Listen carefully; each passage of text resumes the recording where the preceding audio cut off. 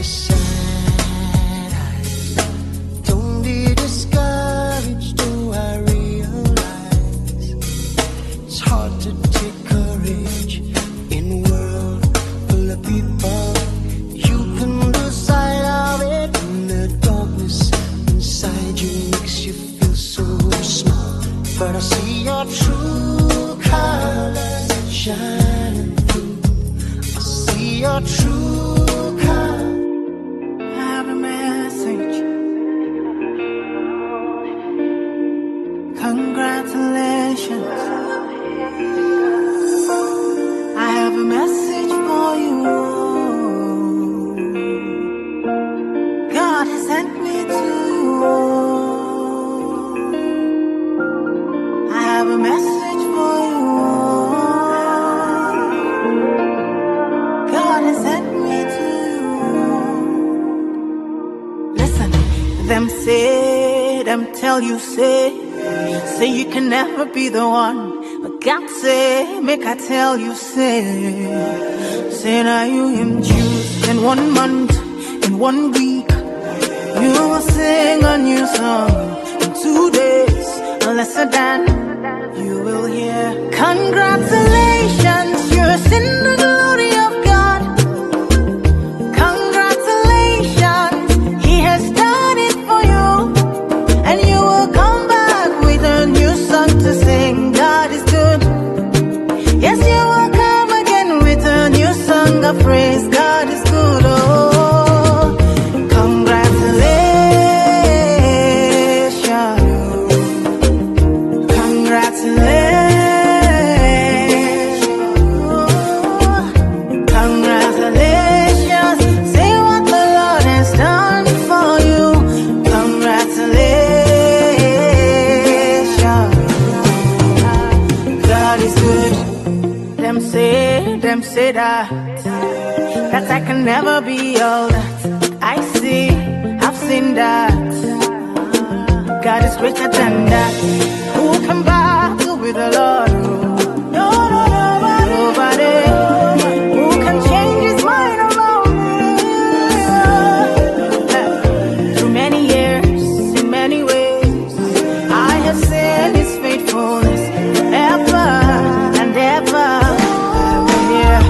Congratulations, I have seen the glory of za TPPL Tanga na 11 hapa Dar es Salaam, lakini pia ni siku maalum, siku ya wafanyakazi wa TPPL. Wote tumejumuika kwa ajili ya furaha hiyo. Muda basi umefika, tutakwenda kumwalika CEO wetu na wote ambao wameandamana nao. Wakati wanaingia maeneo haya, basi nitaomba wafanyakazi wote tusimame, tumpokee tukimshangilia, tukimpigia makofi na vigelegele vingi. Niombe basi tusimame ili tumkaribishe yeye sasa. Jamani, makofi ya toshi, makofi ya toshi, makofi ya toshi, makofi ya toshi.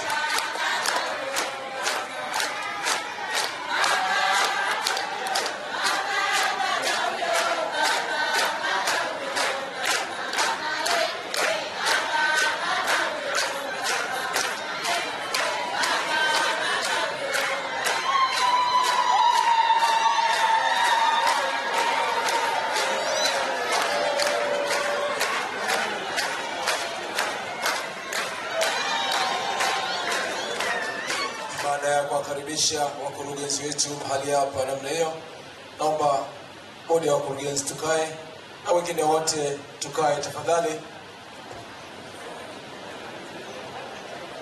Kabla ya kuwatambulisha, nitamwita dada yangu Lea Shija kwa ajili ya maombi, na baadaye kaka yetu Kingazi kwa ajili ya dua. Baada ya hapo basi HR atakwenda kufanya utambulisho kwa bodi nzima ya wakurugenzi ambao wameambatana maeneo haya. Dada Lea, tafadhali karibu. Lea Shija, karibu. Studio mlete taratibu. Asante. Karibu sana Lea. Asante.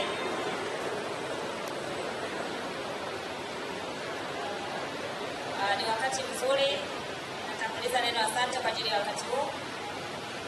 Kwa heshima ya meza kuu, management na uongozi wote kwa ujumla, Bwana Yesu asifiwe. Tumsifu Yesu Kristo. Asalamu alaykum. Amen. Ni wakati mzuri ambao tunaenda kuianza sherehe yetu. Naomba kila mmoja wetu tukaiachilie sherehe hii mikononi mwa Mungu wetu. Tuombe. Tunakushukuru Mungu wetu kwa ajili ya siku hii ya leo. Umetupa neema na kibali kukusanyika watoto wako siku hii ya leo kwa ajili ya maadhimisho haya ya sherehe. Mungu, tunakushukuru kwa ajili ya management yote kwa ujumla kwa kupanga malengo na kuadhimisha maadhimisho ya tafrija fupi kwa ajili ya kukutana na wafanyakazi. Asante Bwana Yesu kwa kuwa umetufanikisha na kutupa kibali kwa ajili ya kufanikisha jambo hili. Mungu, tunakurudishia heshima na utukufu wewe. Asante kwa kuwa Mungu, tunapoanza sherehe hii tunaiachilia mikononi mwako. Asante kwa ajili ya neema ambayo Bwana umeiachilia kwa management yote kwa ujumla. Asante kwa kuwa Bwana Yesu, bidhaa zetu tunazozitengeneza TPPL umekuwa ukizifanyika kuwa msaada na manufaa kwa jamii yetu. Zaidi tunapoiadhimisha sherehe hii, tunazidi kukuomba Bwana ukazidi kuzipa kibali bidhaa zetu zikapate kufahamika mataifa hadi mataifa, zikapate kupata kibali na kukubalika hata duniani kote. Zaidi ya yote Bwana, tunakushukuru kwa ajili ya management ambayo Mungu umeipa maarifa, umeipa ubunifu, umeipa mbinu, umeipa ujuzi kwa ajili ya kubuni na kutengeneza bidhaa zenye ubora ambazo jamii yetu inajivunia, hata duniani kote inajivunia kwa ajili ya matumizi ya bidhaa zetu. Mungu kazidi kuwawezesha na kuwapa neema ya kuendelea kutengeneza vitu ambazo Bwana zitakuwa manufaa kwa wengine zaidi. Asante kwa ajili ya uongozi wote kwa ujumla. Asante kwa ajili ya washirika wote na timu nzima ambayo Mungu imeshiriki kuandaa maandalizi na kukamilisha maadhimisho haya. Tunakushukuru Bwana Yesu kwa ajili ya neema. Asante kwa ajili ya uongozi. Asante kwa ajili ya kila mmoja mmoja. Mungu umekuwa ukitusimamia na kutupa uwezo wa kusimama kila mmoja wetu katika majukumu yake. Asante kwa ajili ya yote, maana yote yanafanyika katika wewe. Tunazidi ukazidi kutupa neema, ukazidi kutuwezesha kila mmoja mmoja kusimama katika majukumu yake, ukizipa neema na kibali bidhaa zetu tunazozitengeneza katika ubora zikapate kufahamika kwenye mataifa yote, zikapate kufanyika katika duniani kote. Na zaidi Jehova, ukazidi kuiwezesha management katika ubunifu, katika utengenezaji wa bidhaa ambazo Bwana imekuwa ni msaada mkubwa kwa jamii. Asante kwa ajili ya yote tunapoianza sherehe hii. Mungu, na iachilia mikononi mwako Bwana. Tukaanze salama, tukamalize salama. Na katikati yetu Mungu kuna chakula, kuna vinywaji, vyote tunaviweka mikononi mwako, ukavibariki, ukavitakase, vikapate kufanyika kuwa afya njema katika miili yetu. Na wote tunaomba na kushukuru katika jina la Yesu Kristo, na wote tuseme amen. Makofi tena na vigelegele vingi kwako. Hongera sana. Hongera sana, asante. Maombi mazuri kutoka kwa dada Lea. Basi nimkaribishe Seif Kingazi naye aje kutupatia dua. Karibu sana kaka Seif. Makofi mengi na vigelegele vingi kwako. Tunakutana tena kwa mara nyingine. Karibu sana. Alhamdulillah. الحمد لله المنفرد بكمال الثناء والحمد المحسن المتفضل على عباده بنعمة التي لا تعد لا إله إلا هو تنزه أما يقول المبتلون أحمده حمد عبد أرفعه هك الإرفان وأشكره والشكر موجب لمزيد الإحسان وأتوب إليه وتوكل عليه في جميع الشعور وأشهد أن لا إله إلا الله المدعو بكل اللسان وأشهد أن سيدنا محمدا عبده ورسوله أرسله بالهدى ودين الحق ليظهره على الدين كله ولو كره المشركون. السلام عليكم ورحمة الله وبركاته. Amani ya Bwana ya nani? Amani ya Bwana ya nani? Ndugu zangu la hadirin, Ama kwa hakika tunabudi kumshukuru Allah subhanahu wa ta'ala, Allah ambaye kwa mapenzi makubwa ameijalia na kukusanya familia ya wana TPPL fi mawdhi wahid. Ndugu zangu alhadhirin, haikuwa isipokuwa ni mapenzi yake Allah subhanahu wa ta'ala. Sasa basi hatuna budi kuwa ni wenye kumshukuru Allah subhanahu wa ta'ala, na kucheka shukrani. Ndugu zangu, itabidi tuungane wote kwa pamoja, tusome walau Qur'ani yake tukufu, walau kwa chache ya 3 aya ambazo ziko ndani ya sura al-Baqara, aya nambari 284 mpaka nambari 286. Bimaana tumombe Allah subhanahu wa ta'ala ajalie kwa utukufu wa kisomo hiki, Allah alete mapenzi tuianzapo sherehe hii tuweze kuianza kwa salama, na ajalie kila momenti ambayo tutaipitia ndani yake iwe ni amani, na ajalie tuweze kumaliza kwa salama kwa mapenzi yake. Na pia tumombe Allah subhanahu wa ta'ala amjalie kila mmoja ambaye amefika hapa, amjalie afya bora, azidi kumpa nguvu na mapenzi katika kazi zake, na Allah aijalie familia wana TPPL iwe ni yenye upendo, yenye kupendana, ikiwa kazini kwetu na nje ya kazini kwetu.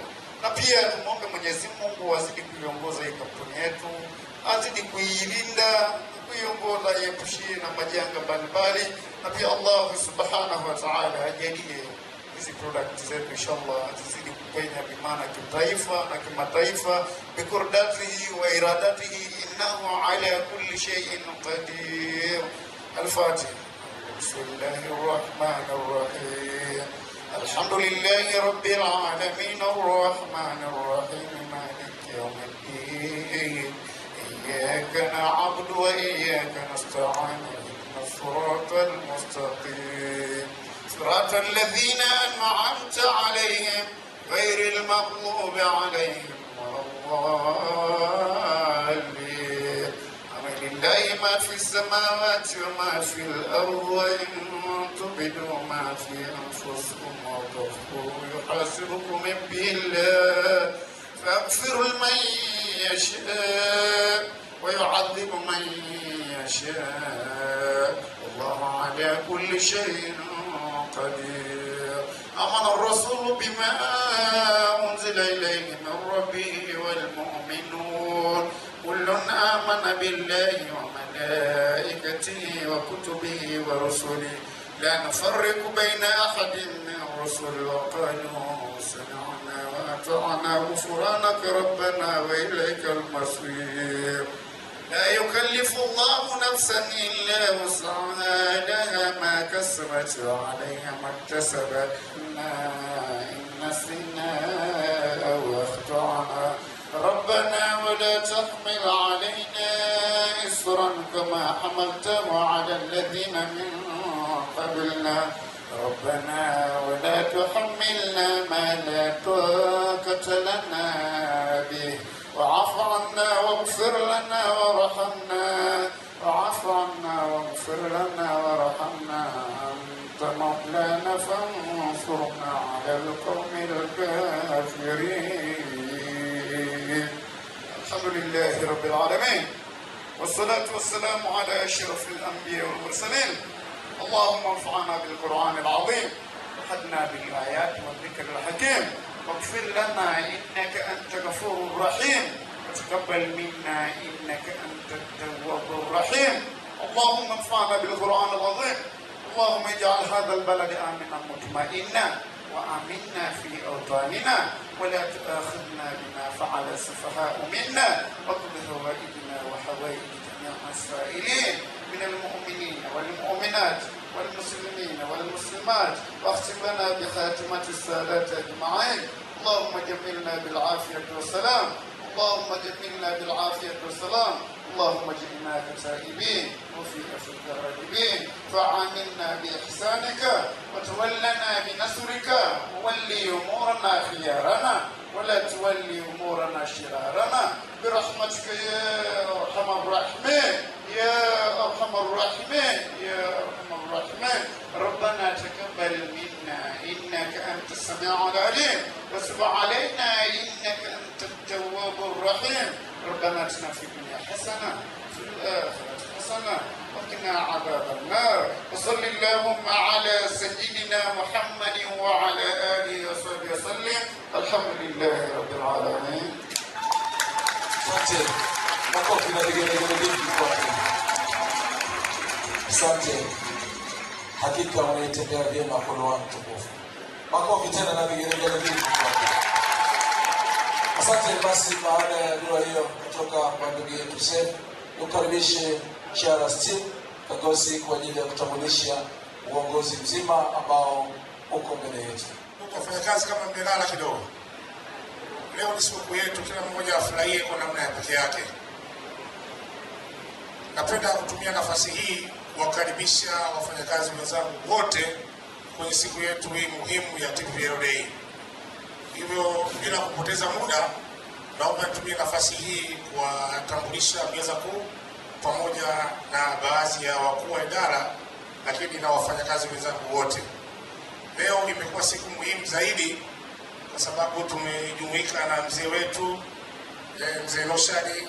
Yeye ni mkurugenzi wetu na ni baadhi au ni wafunda waanzilishi wa kampuni yetu, na tuko hapa kwa sababu ya juhudi zao. Hivyo bila kupoteza muda, naomba nimsimamishe mkurugenzi wetu mzee Noshadi Asanari. Atasimama basi kwa kupungia mkono, na wakati atasimama basi na sisi tutamshangilia. Asante mzee. Napenda kumkaribisha mkurugenzi wetu Ahmed Ifani Asanari. Jamani, makofi kwa mkurugenzi wetu. Mzee wetu mzee Noshadi Asanari ameambatana na dada yetu Fatuma Noshadi Asanari. Kwa heshima naomba nimsimamishe.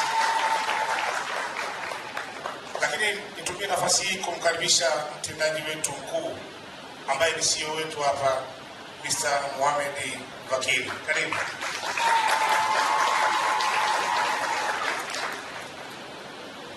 Anayefuata ni mtunza mahesabu wetu, yani financial controller, Mr. Sulenda. Tafadhali.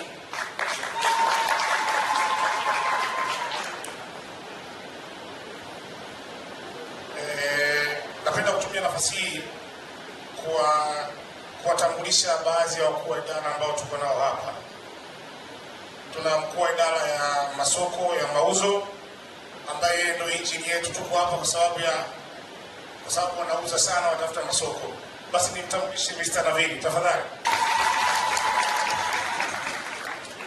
Lakini tuna mkuu wa idara ya cream, idara ya uzalishaji. Naomba nimsimamishe Mr. Orin Devados.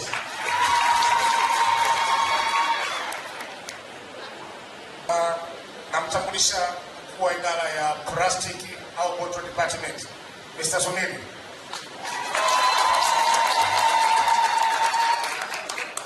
Tuna idara ya inventory au ya malighafi. Naona mkuu wa idara amechelewa kidogo na majukumu mengine. Wakija tutamtambua baadaye. Anaitwa Ali Hussein. Kipekee nimtambulishe Mr. Subatra hapa upande wa production na kwenye mashine kule. Basi kipekee naomba kuchukua nafasi hii kuwatambulisha wafanyakazi wenzangu wote ambao tuko hapa. Naomba leo siku yetu muhimu, tufurahi, tunywe, tule, tusherekee. Mabele oye! Karibuni sana tusherekee pamoja. Naomba msimame kwa furaha kabisa, nyosha mkono juu wafanyakazi wote wa TPPL. Simama wote, furahia siku hii muhimu kabisa kwetu, tukifurahi pamoja na uongozi wetu. Nyosha tena mkono juu, pungia. Asante sana, naomba tukae. Basi wapendwa, baada ya utambulisho huo mfupi kutoka kwa Steve HR, basi atatueleza machache, na baadaye kuna wale ambao wana kaigizo kadogo wamekaandaa, wajiandae kuja na igizo hilo. Steve, naomba ile hotuba yako. Ndugu wakurugenzi, mtendaji mkuu wa kampuni yetu ambayo ni CEO, ndugu wakuu wa idara, wafanyakazi wenzangu, mabibi na mabwana, asalamu alaykum. Bwana Yesu asifiwe. Awali ya yote, napenda kuchukua nafasi hii kumshukuru Mwenyezi Mungu mwingi wa rehema kwa kutujalia afya njema na kuweza kukutana siku ya leo. Pia napenda kuipongeza bodi ya wakurugenzi ya TPPL na management nzima kwa ujumla kwa kutuandalia tafrija ya leo sisi wafanyakazi, yani TPPL Day.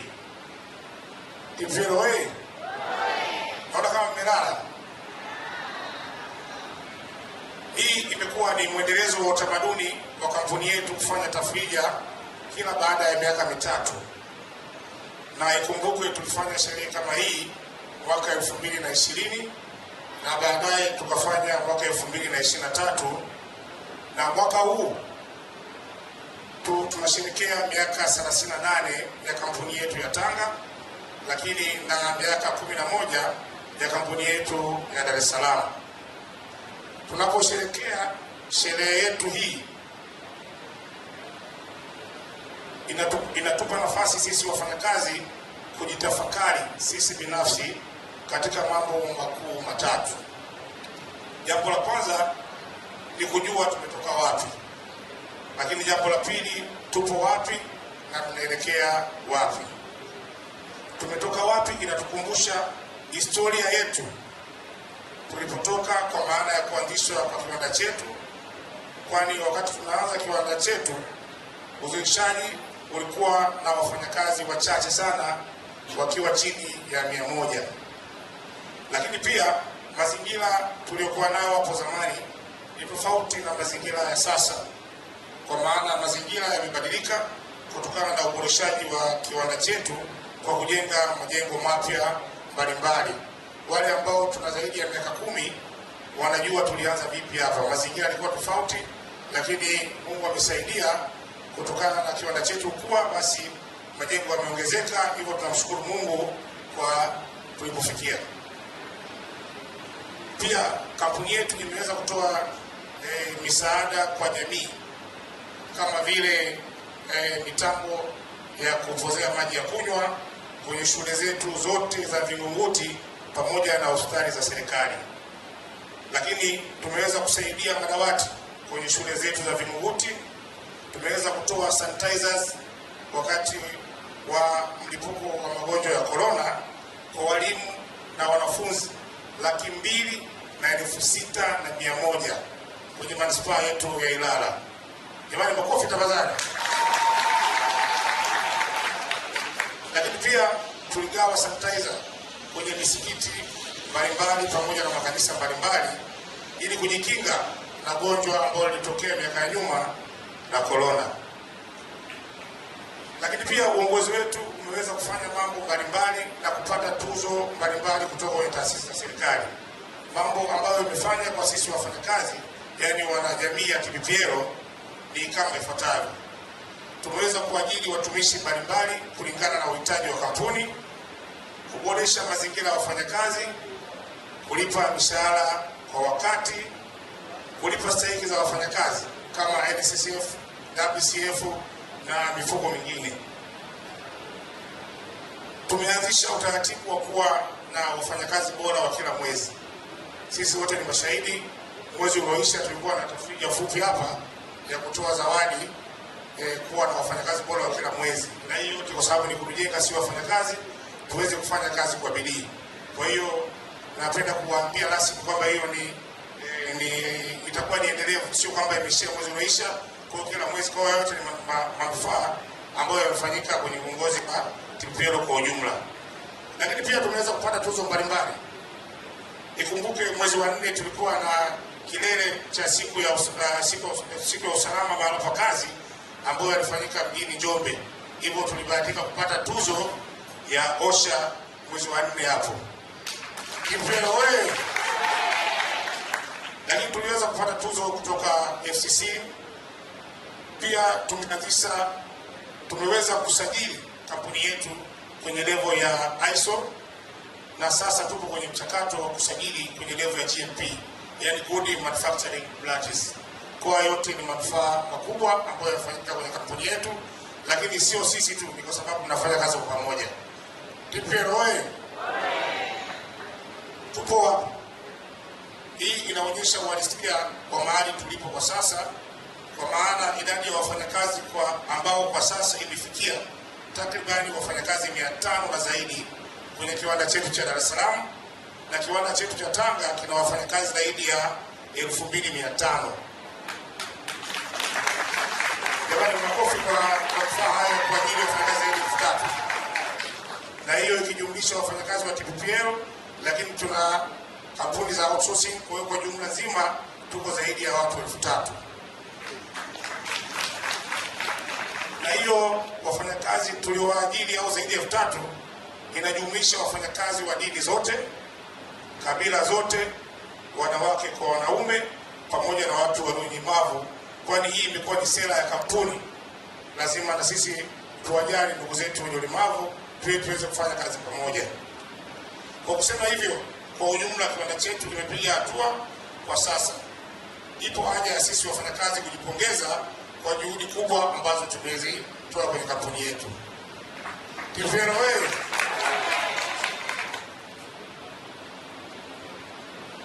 tunakwenda wapi? Hii inaonyesha dira ya kampuni tunapoelekea katika mazingira ya kibiashara, kwa kuhakikisha tunazalisha bidhaa zenye ubora wa kimataifa kwa gharama nafuu, ili kila Mtanzania aweze kumudu na kufurahia bidhaa zetu za Tanzania. Ndugu mkurugenzi, pamoja na wafanyakazi wenzangu, katika siku hii muhimu na maalum ya TPPL Day, tunatambua na kuthamini mchango wa kila idara, kama vile idara ya utawala, rasilimali watu, idara ya clean yani production, idara ya malighafi yani store, idara ya plastic yani water department, na idara ya mauzo. Kwa namna ya kipekee tunazipongeza idara zetu zote kwa kufanya kazi kwa umoja na mshikamano, lakini idara yetu ya masoko imefanikisha kutafuta masoko ndani na nje ya nchi, kwani hadi sasa tumefanikiwa kusafirisha au kuuza bidhaa zetu zaidi ya nchi 30 duniani. Jamani, tupige makofi kwa hayo. Hii ikiwa ni hatua kubwa kwenye maendeleo ya kampuni yetu, na hii yote ni kutokana na kufanya kazi kwa umoja na kujituma sisi sote, ambapo kwa hatua hiyo imepelekea kampuni yetu kukua na kupata mafanikio makubwa.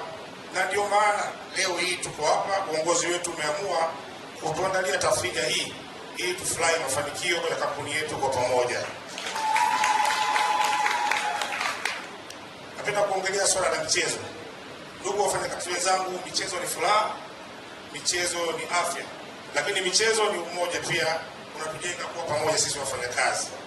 Ili kuhakikisha swala la afya na umoja kwa wafanyakazi, uongozi wetu umeweka utaratibu wa kuwa na michezo yani football pamoja na netball, na kukupa support kubwa na timu zetu kucheza na timu zetu za nje ya kiwanda kwa hapa Dar es Salaam, lakini na kwa Tanga. Na hii yote imepelekea sisi kuwa na timu imara, yani tuna timu mbili, TPPL Tanga na TPPL Dar es Salaam. Napenda kutoa shukrani kwa uongozi kwa support kubwa ya hali na mali katika kuhakikisha wafanyakazi wanapata nafasi ya kusafiri kwenda Tanga, lakini na Watanga kuja Dar es Salaam kwa ajili ya kucheza michezo. Jamani, pongezi kwa mkurugenzi kwa support.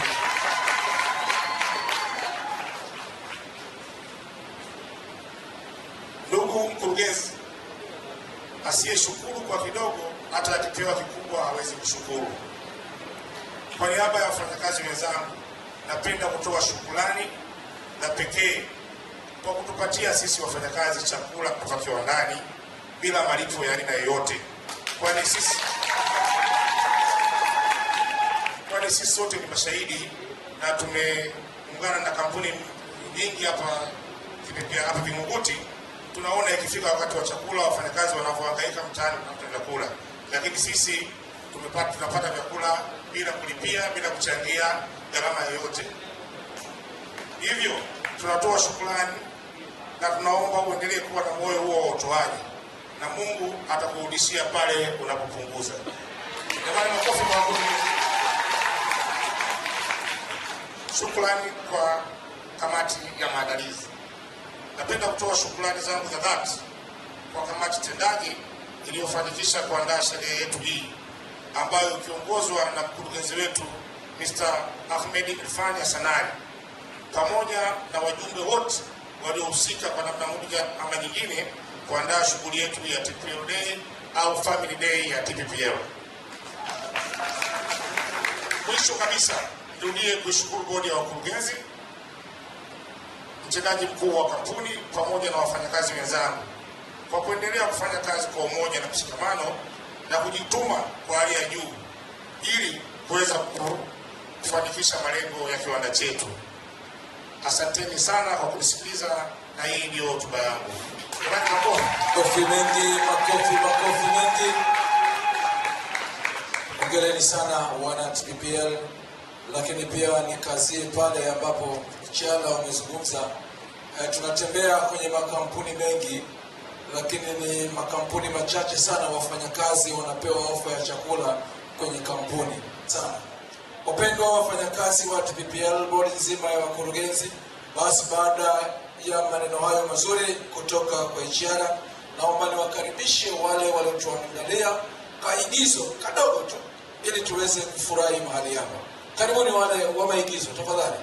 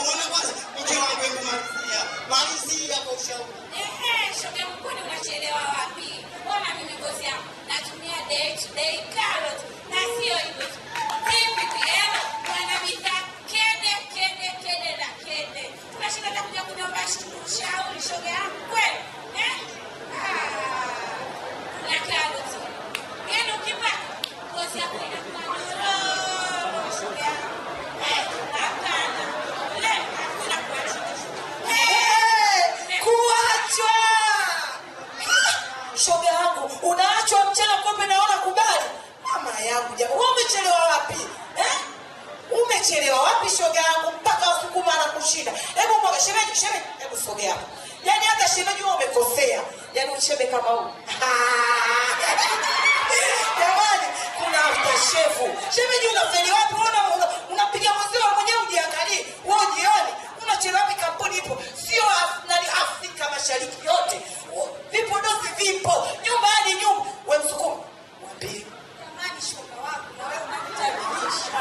Jamani, wenzako mawakala wapo kila pande. Kwanza kwetu Nyegezi wapo ukishuka tu pale Nyegezi. Wapo. Unachukua wapi? Una mapashu yale ya Malikia Mswana na niliu tena kidogo utaachwa. Unachelewa. Unatutajisha Haya mafuta mkoa. Wako TPPL.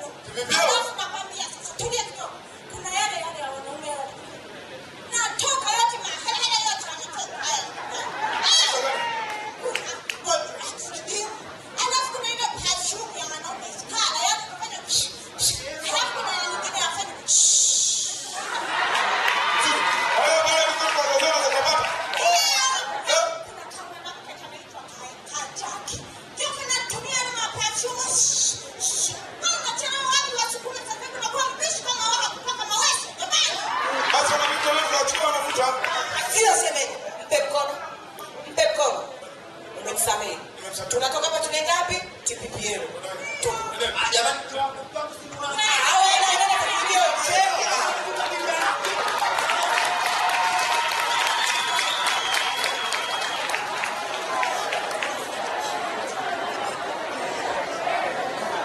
Asante. Makofi tena na vigelegele vingi kwao.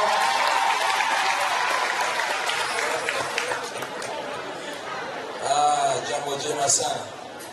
Basi baada ya burudani hiyo ndogo na nzuri kabisa, tuna maneno machache, maneno mafupi kutoka kwa wafanyakazi wenzetu ambao watakuwa wanawakilisha nyinyi. Nimkaribishe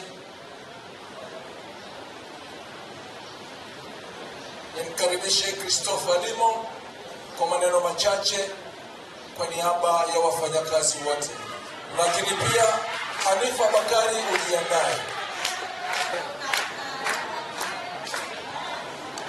Karibu sana. Maneno machache kwa ufupi. Karibu. Assalamu alaikum. Bwana Yesu asifiwe. Tumsifu Yesu Kristo. Kwa niaba ya wafanyakazi wenzangu, kwa jina naitwa Christopher Henry Limo, Supervisor Plastic Department. Kwa niaba ya wafanyakazi wenzangu, ninaomba nitangulize shukrani za dhati kwa uongozi wa TPPL Tanga na Dar es Salaam. Kwanza kabisa, na mambo machache ya kuongea. Jambo la kwanza ni nidhamu katika kazi. Nidhamu katika kazi ni hali ya wafanyakazi kufuata kanuni, taratibu za kazi, muda wa kazi na masharti ya usalama kazini kwa uadilifu na uwajibikaji ili kuhakikisha uzalishaji bora, usalama na ufanisi katika kazi. Umuhimu wa nidhamu. Umuhimu wa nidhamu huongeza ufanisi na uzalishaji wa kazi. Pia umuhimu wa nidhamu hupunguza ajali na hatari mahali pa kazi. Pia kuboresha ubora wa bidhaa zinazozalishwa. Kukuza ushirikiano na mawasiliano mazuri kazini. Pia hukuza ushirikiano na hulinda mali na vifaa vya kiwanda dhidi ya uharibifu. Kuna mifano michache ya nidhamu kiwandani. Mfano wa kwanza, kufika kazini kwa wakati, kutii maelekezo ya viongozi na wasimamizi, kutumia vifaa vya kujikinga wakati wa kazi sehemu husika, pia kutunza vifaa na mashine za viwanda, pia kuepuka utoro na matumizi mabaya ya muda wa kazi. Hiyo ni baadhi ya maneno mafupi ya nidhamu ya kazi. Pia jambo lingine ni teamwork, yaani ushirikiano wa kazi. Teamwork katika kazi za viwandani ni uwezo wa wafanyakazi kufanya kazi pamoja, kusaidiana na kushirikiana kwa ufanisi ili kufikia malengo ya uzalishaji kwa wakati na ubora unaohitajika. Umuhimu wa teamwork au ushirikiano wa kazi. 1. Kuongeza tija na ufanisi wa kazi. 2. Kusaidia kukamilisha majukumu kwa haraka na kwa ubora. 3. Kuimarisha mawasiliano na uelewano kati ya wafanyakazi. Kuchochea ubunifu na utatuzi wa matatizo ya kwa pamoja. Pia kupunguza makosa kwa wafanyakazi na kusaidiana. Pia huongeza mshikamano na mazingira mazuri ya kazi. Na mwisho, kusaidia kufikia malengo ya kampuni kwa urahisi zaidi. Mwisho ni shukrani. Kwa niaba ya wafanyakazi wenzangu, tunapenda kutoa shukrani zetu za dhati kwa uongozi kwa maandalizi mazuri ya sherehe hii, juhudi, muda na rasilimali mlizoziwekeza zimewezesha tukio hili kuwa na mafanikio na la kufurahisha kwa wote waliohudhuria. Tunashukuru sana kujitolea kwenu na tunawatakia mafanikio mema katika majukumu yenu ya uongozi. Asanteni sana kwa kutujali na kutuunganisha katika sherehe hii. Asanteni sana. Makofi na vigelegele vingi kwake. Asante, maneno mazuri kutoka kwa wafanyakazi, lakini pia nikukaribisha Hanifa Bakari nawe upate kuja kuzungumza. Makofi mengi kwake.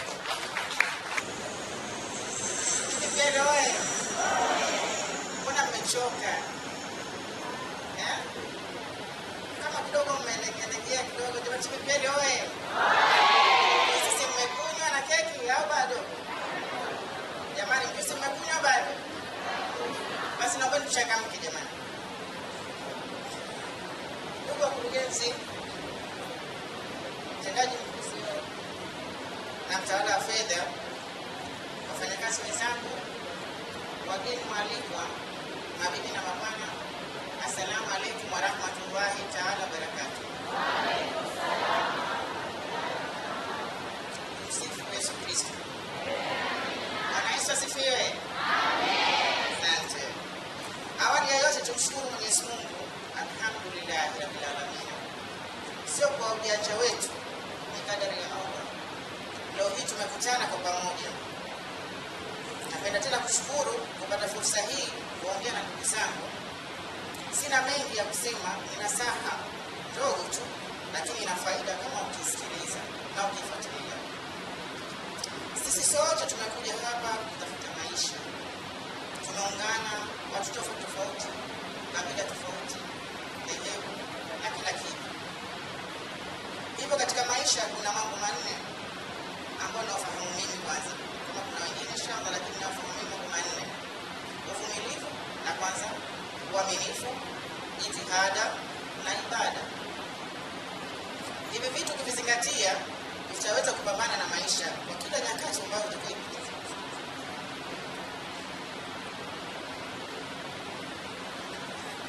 Nichukue fursa hii kwa ndugu zangu, ndio tumekutana kukatazana mabaya. Anayekwambia ukweli anakupenda na anakujali, ili mwanae pamoja. Hata kwenye ndoa pepo hivyo, anapokufahamisha mwenzio unapokosea, basi anakupenda, hataki kuache. Akikuacha na maana ushakula hasara kwako, yeye atafuta mwingine ana habari na wewe. Kwa hiyo kwa kweli mimi nakataza mabaya ambayo yanayojitokeza. Kuna udokozi wa vitu vidogo vidogo ambao hii inaleta picha mbaya. Hata wakurugenzi wakisikia na wao tunarudisha nyuma. Wani leo wameacha shughuli zao, wameacha mambo yao, wametuwekea hana wafali kwa ajili ya kufurahisha wafanyakazi wao. Kwani na sisi tuwaangushe? Kwa nini? Jamani, naomba tushikamane, tufanye kazi kwa bidii, tuache viburi. Unapopewa kazi ni mbaya ukiwa nayo, lakini ikikutoka ndugu yangu unashikana na mbinu zake hapa juu. Maana kila utakayekwenda kumuomba shingumi wewe atakupa, kwa sababu mtu mwenyewe anaitafuta. Hali sasa ni mbaya, maisha ni mabaya, kila mmoja anajua. Kwa hiyo tuheshimu hii kipengele ambacho Mungu alitujalia, basi tuheshimu, tufanye kazi kwa bidii, kila mmoja awe ni mlinzi kwa mwenziwe. Anayekuja mgeni basi tumpe darasa, kwa sababu hapa tunakutana tabia tofauti tofauti. Tukutane hapa jamani, mfahamisheni umeingia katika TPPL family. Sisi tunaishi hivi 1 2 3. Kama na kitabia chake cha barabarani, basi akiachie huko. Sisi tuungane, tufurahi kwa pamoja, tufanye kazi kwa bidii, ili hata na mao mabosi watakuwa na huruma kwetu sisi na upendo, na kuacha mambo yao yote na wao katuangalia na sisi. Tutabaki tunalalamika, mabosi hivi, mabosi vile, lakini tatizo litakuwa linaanza kuingia kwetu sisi. Hebu sisi tubadilikeni jamani, tufanye kazi kwa bidii. Hiki kiwanda tunakikuza sote kwa pamoja, hakuzi mtu mmoja. Goto bila goto krimu hakuna, bila krimu goto huko hakuna. Kwa hiyo huyu anamtegemea huyu, huyu anamtegemea huyu. Mwisho wa siku tunasimama sote hapa, kiwanda chetu kinakuwa na mabosi wanafurahi. Sifa inavyotoka nje huko na wao wanazidi kufurahi na sisi. Mengi wanatufanyia. Maana tena msilalamike tu kwa pande mmoja, lakini nao pia tuangalie. Mengi wanatufanyia ambao wenzangu nyuma washapita hapa washaelezea, sisi kurudia tena mara mbili. Kwa hiyo na sisi tuwe na jitihada, tushikamane, usiweke ile kitu rohoni. Mimi hakuna mimi. Hapa tumekuja kufanya kazi. Tumeagama kwetu kufanya kazi. Tufanye jitihada, uaminifu, unamwona mwanzo anaenda upande mmoja sawa ili maisha yaendelee. Kazi ziendelee, hakuna kulala. Jamani, mimi ni hayo, tusina mengi. Inshallah tuwe pamoja, tusherehekee kwa furaha hafla yetu hii. Asanteni sana, natakieni Asante, makofi mengi na vigelegele kwa dada Anifa. Anifa, miaka yote ulikuwa wapi? Maana umekuwa mwalimu kwetu leo, umekuwa kungwi. Utafikiri tuko kwenye kitchen party. Makofi tena na vigelegele vingi kwake. Asante wapendwa wafanyakazi wa TPPL, tukiendelea na furaha zetu. Tumesikia hapa michezo ni afya, na tuna timu zetu za mpira kule Tanga na hapa Dar es Salaam. Lakini ndani ya timu zetu hizo mbili wako wale washabiki wa Simba na wako mashabiki wa Yanga. Si ndio jamani? Si ndio? Wale washabiki wa Yanga nyosha mkono juu. Bingwa wa nchi. Wale washabiki wa Simba nyosha mkono juu. Salala.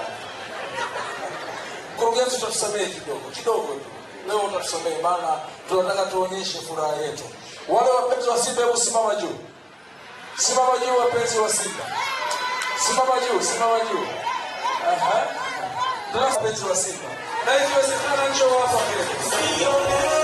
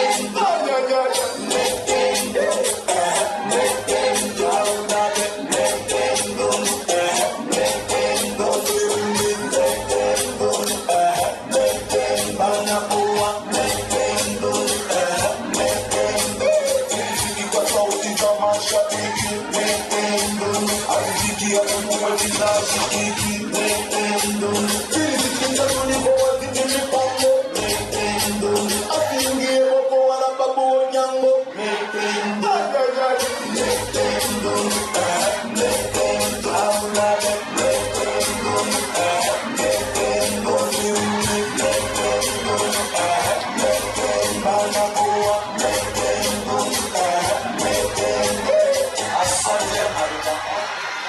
Asante. Simba nipigie makofi na vigelegele vingi. Piga tena makofi na vigelegele vingi. Mabingwa wa nchi mpo? Mabingwa wa nchi mpo?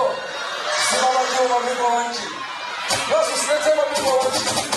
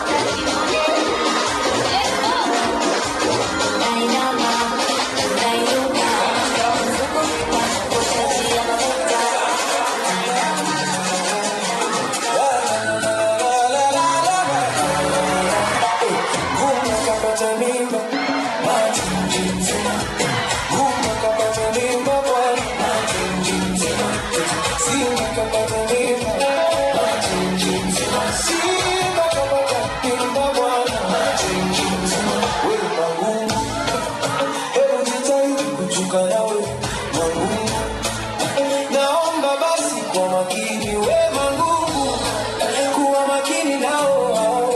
Leo wameshinda wanakucheka wakifungwa kwao, watasema we mmechanza na nataka utoke kwao. Ndiye golikipa kidaka mpira akifungisha goli wanasema hata chama kiachwa na mpenzi wake. Huko tunaenda kukaa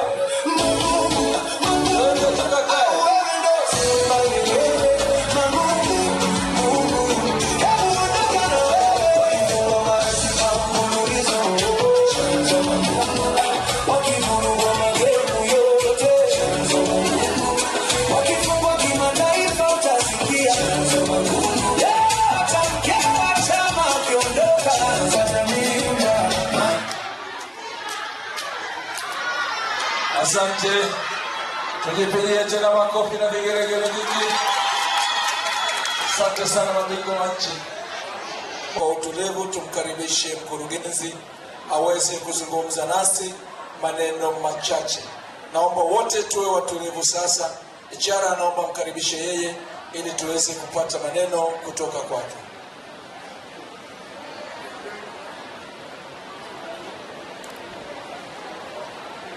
TPPL oye!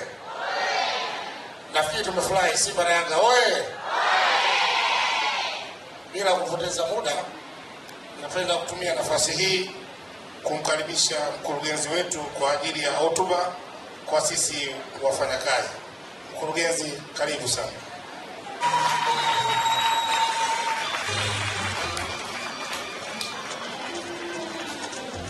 Asante. Basi.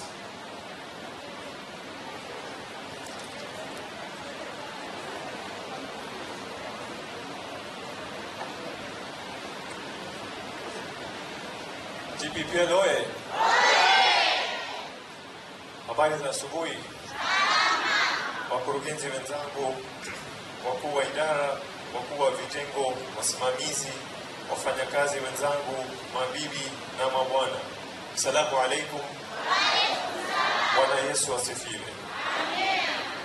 Ninayo furaha kubwa kusimama mbele yenu leo katika hafla hii maalum ya kusherehekea miaka 38 ya TPPL ijulikanayo kama TPPL Day, inayotukutanisha sote kama familia moja ya kampuni yetu. Kwanza kabisa, napenda kuwakaribisha kwa moyo mkunjufu wafanyakazi wote mliohudhuria. Iwe umejiunga nasi hivi karibuni au umekuwa sehemu ya kampuni hii kwa miaka mingi, iwe unafanya kazi za uendeshaji, kiufundi, utawala, usimamizi au uongozi, Leo tunakusanyika kusherehekea mchango wa kila mmoja wetu. TPPL ni kiwanda kinachokuwa kwa kasi kubwa katika mkoa wetu wa Dar es Salaam na ni moja ya viwanda vinavyoongoza katika uwekezaji na uzalishaji wa vipodozi mazuri ambayo kwa sifa zake zinasafirishwa pia nje ya nchi na zaidi ya nchi 30.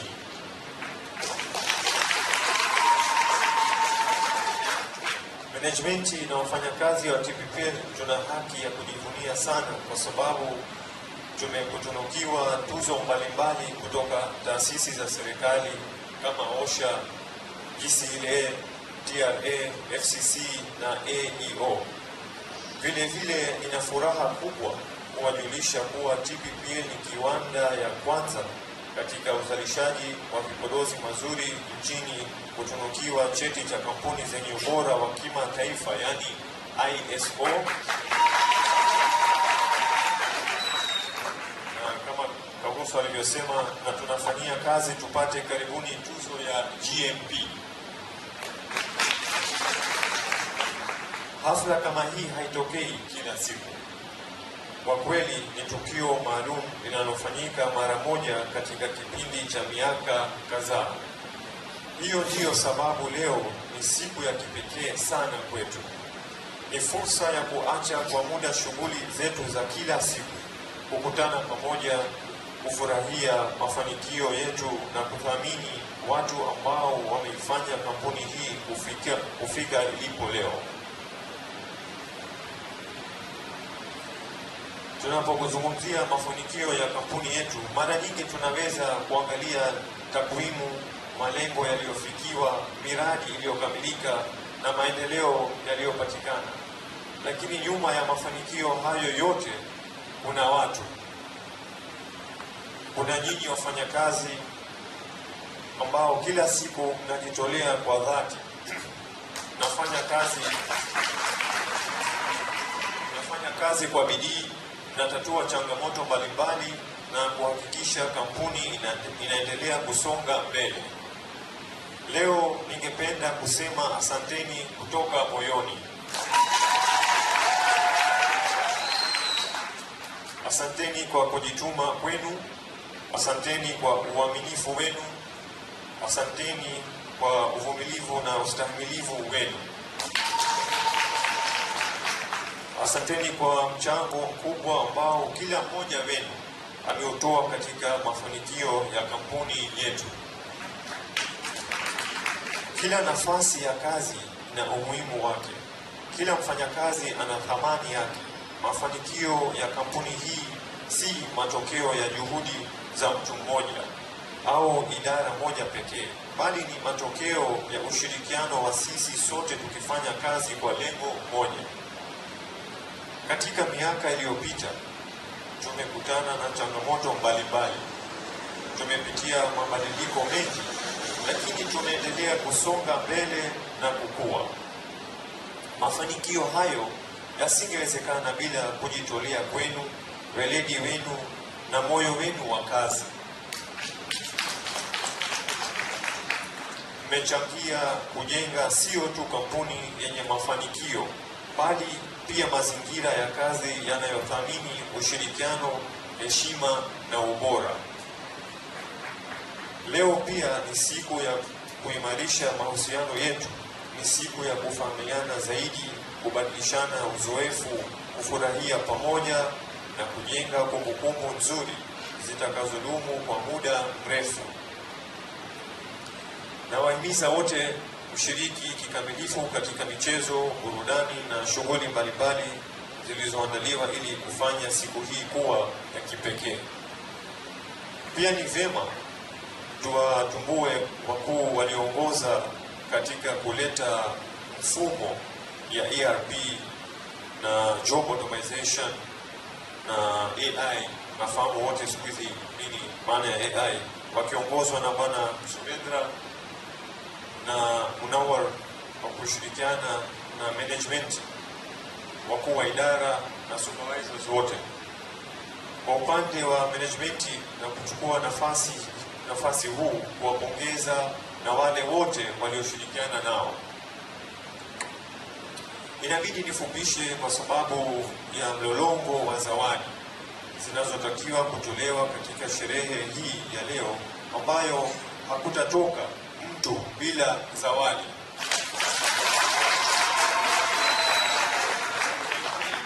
TPPL oye!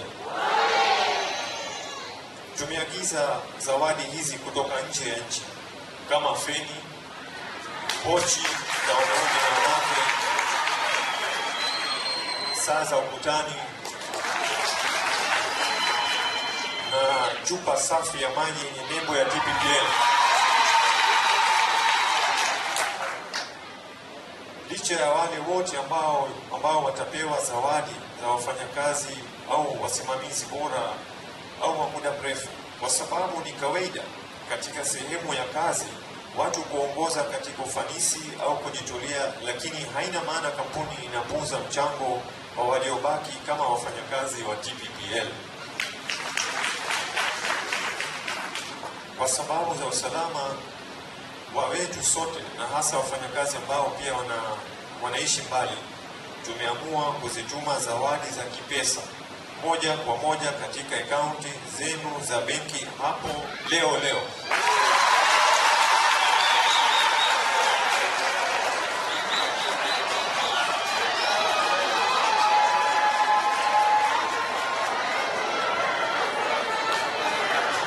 TPPL oye! Napenda pia kutoa shukrani za dhati kwa kamati ya maandalizi pamoja na wote waliojitolea kuhakikisha hafla hii inafanikiwa.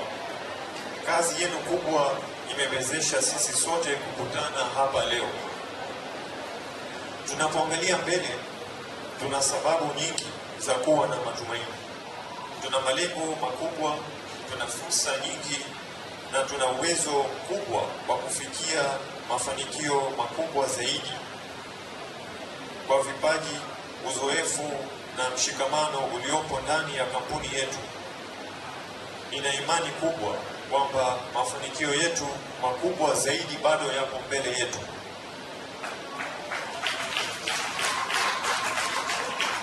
Tuendelee kushirikiana, tuendelee kuheshimiana, tuendelee kufanya kazi kwa moyo mmoja kwa ajili ya maendeleo ya kampuni yetu na ustawi wa familia zetu. Zaidi ya yote, leo ni siku ya kusherehekea. Sherehekeni mafanikio yenu, sherehekeni wenzenu na sherehekeni kuwa sehemu ya familia hii kubwa ya kampuni yetu. Kwa niaba ya bodi ya wakurugenzi, management na viongozi wote wa kampuni, napenda kuwashukuru tena kwa mchango na kujitolea kwenu. Nawatakia siku njema yenye furaha, burudani na kumbukumbu nzuri zitakazobaki mioyoni mwetu kwa miaka mingi ijayo. Asanteni sana kunisikiliza. Mungu awabariki nyote na Mungu ibariki kampuni yetu. Asante sana. Makofi na vigelegele vingi. Makofi tena. Asante. Tumemsikia vizuri na tumewasikiliza pia wale waliotangulia. Wengi wanazungumzia nidhamu ya kazi, juhudi, bidii. Nasi na studio yangu tunawaendelea kuwasisitiza katika hilo. Studio.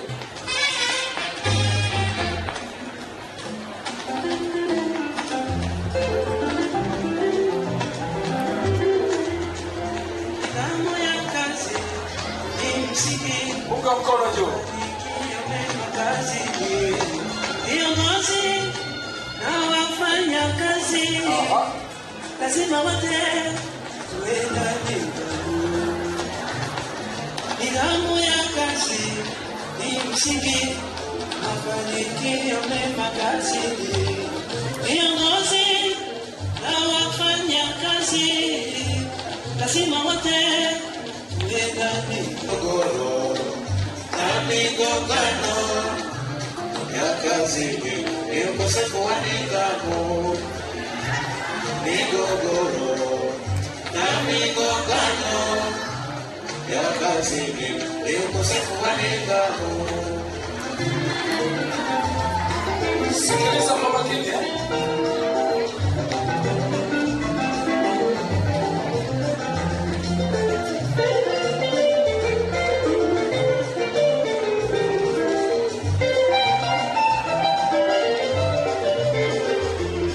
Nidhamu ya kazi ni msingi wa mafanikio mema kazini. Viongozi na wafanyakazi lazima wote mafanikio mema kazini. Viongozi na wafanyakazi lazima wote migogoro na migongano ya kazini ni ukosefu wa nidhamu. Migogoro na migongano ya kazini ni ukosefu wa nidhamu.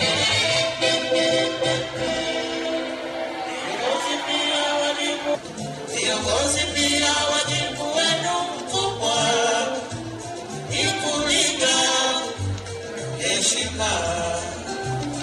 Viongozi pia wajibu wenu mkubwa ni kulinda heshima na kudumisha nidhamu ya kazi, na kudumisha nidhamu ya kazi, na kudumisha nidhamu ya kazi. Nyingi kwetu, ninaamini sote tumesikia maneno hayo mazuri kabisa, nidhamu ya kazi, na ndio maana mpaka leo TPPL iko hapa ilipo. Makofi na vigelegele vingi, kwa sababu unaamini kabisa iko nidhamu ya kutosha kabisa baina ya viongozi na wafanyakazi, na kuheshimiana pia.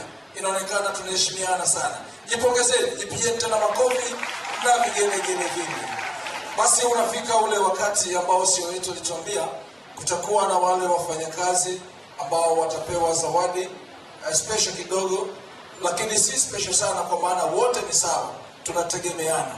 Kuna wafanyakazi bora, kuna wafanyakazi wa muda mrefu, kuna wasimamizi bora.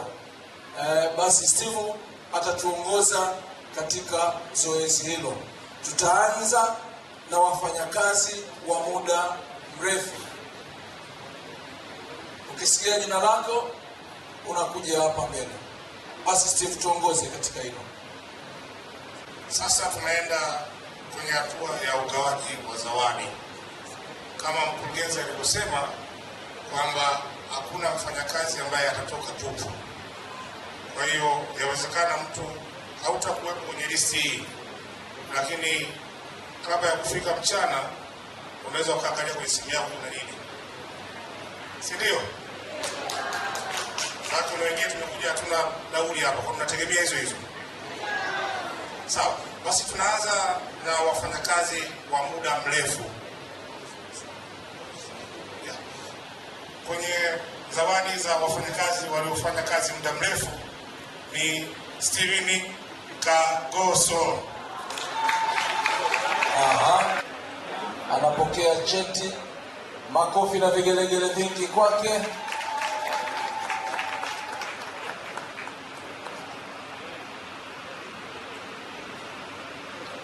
Anayefuata ni Juma Ibrahim Masomo. Pia ajiandae Bakari Saleh Bakari. Jamani, tuokoe muda, manake listi ni kubwa kidogo. Anayefuatia Hanifa Salum Bakari. Jamani, makofi kwa wafanyakazi wa muda mrefu.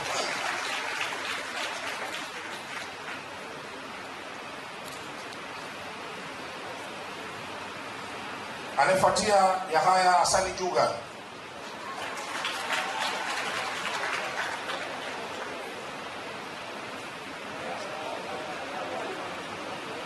Anayefuatia Nasiri Omari Athumani.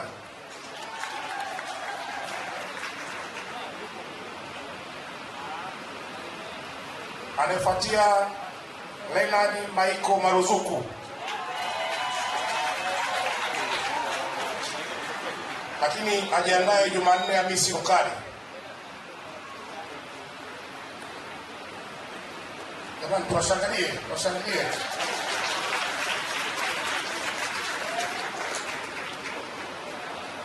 Baada ya Jumanne Hamisi Ukali, anayefuata ni Atibu Wangani Juma.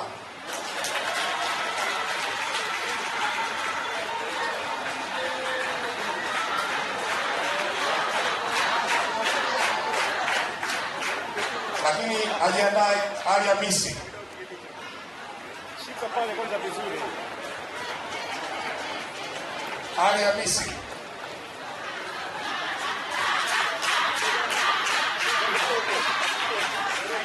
Lakini anayefuata ni Salumu Halfani Saidi.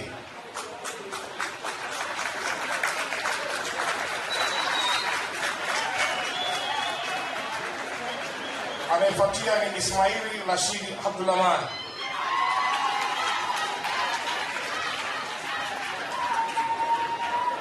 Anayefuatia Hasani Abdalla Mdoe.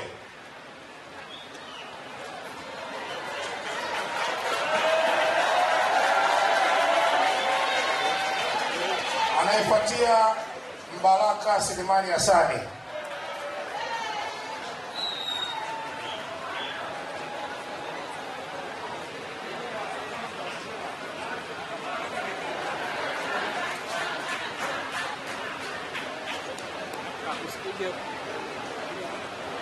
Anayefuatia Lonia Obedi Sanga.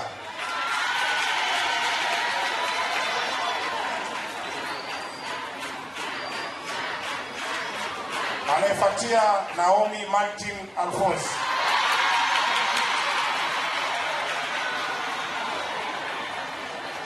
Jamani, hao ni wakongwe.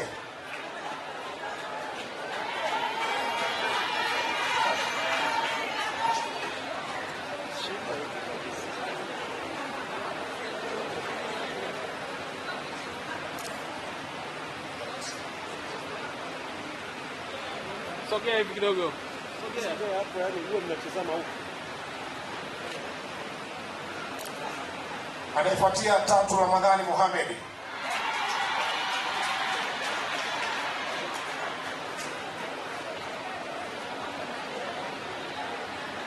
Basi tunatoa shukrani kwa mkurugenzi wetu Mzee Noshadi. Naomba tumsimamishe mkurugenzi mwingine Ahmed Fan kwa sababu kutoa zawadi. Tupatia Grace Mwaja Clement.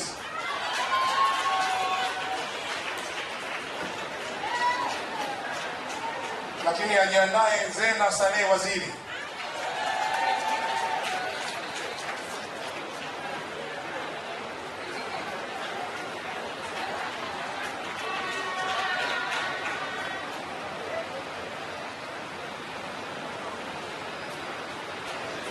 Zena Saleh Waziri.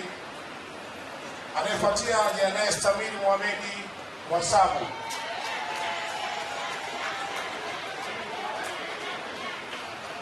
Anayefuatia Mwajuma Abdalla Saidi.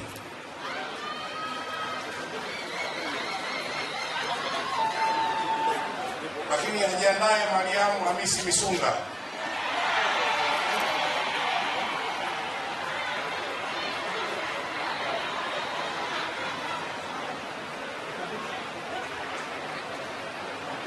Anayefuatia ni Fatuma Rashidi Abdalla.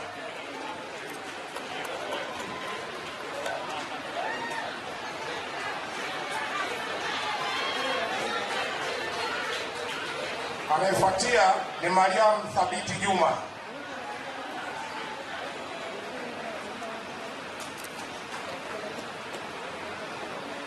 Anayefuatia Ashura Muhammad Ibrahim.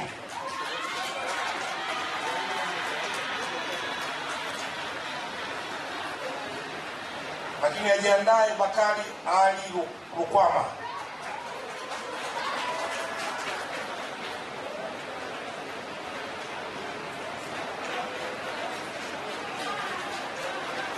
Anayefuatia Hashim Salum Marugo.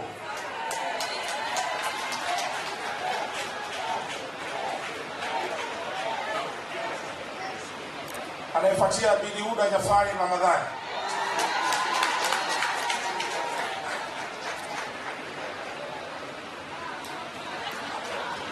Anayefuatia Sharifa Athumani Bilangale.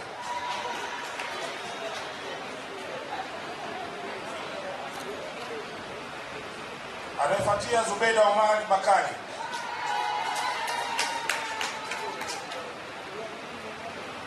Lakini ajiandaye Mboni Abdalla Joho.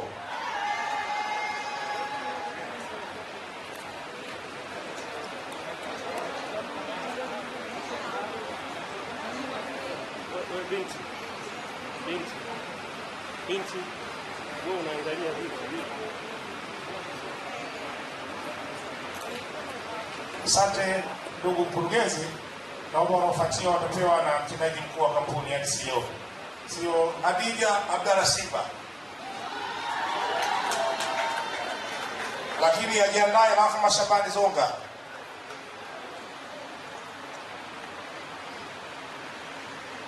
Amefuatia Ali Hassan Omari.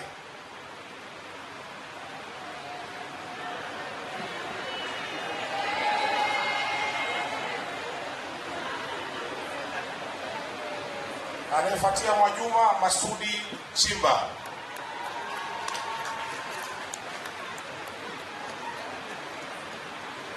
Lakini anayefuatia Asha Sarumu Hasani.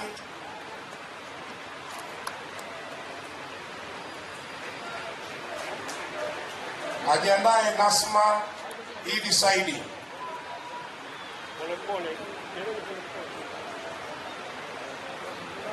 Na wa mwisho kwenye kategori ya wafanyakazi wa muda mrefu ni Fadhili Hasani Chagamba.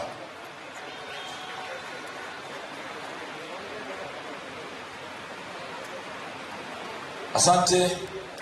Basi baada ya wafanyakazi wa muda mrefu tutatoa vyeti pia kwa wasimamizi bora. Wasimamizi bora wa TPPL na wenyewe pia watapata vyeti. Steve atatuongoza pia katika hilo. Wasimamizi bora, utaratibu ni ule ule. HR Steve atatuongoza. Karibu. Kategori ya zawadi inayofuata ni Best Supervisor, yani wasimamizi bora. Hawa watapewa vyeti na Mr. Sulenda ambaye ni financial controller wa kampuni. Bila kupoteza muda, twende haraka kidogo. Ramadhani Yusufu Wantunguu.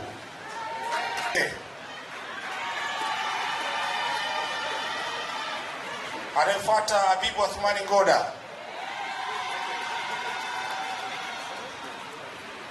Lakini ajiandaye Salumu Hasani Songolo.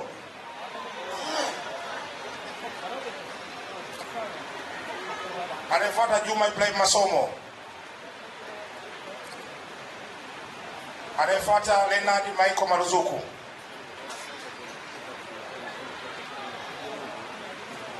Anayefuata Robert William Tumbo.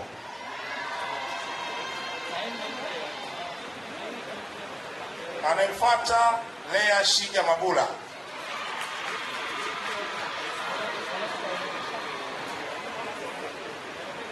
Anayefuata Suzana Uswege Mwambaja.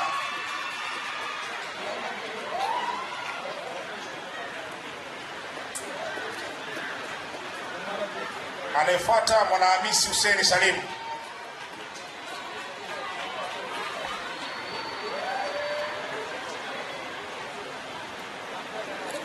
Anayefuata Ali Hamisi Sefu.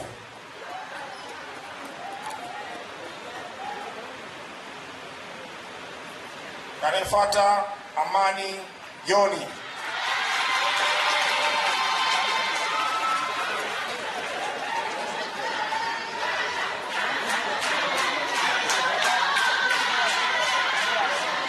Anayefuata Richard Cosmas Steven.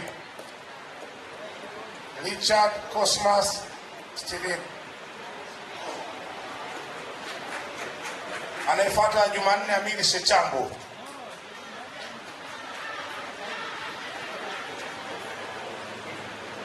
Anayefuata Isa Mataru Kagoso.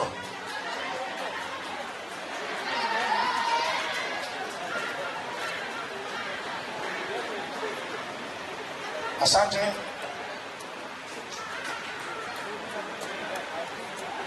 Ajiandae Ismaili Rashid Abdurrahman.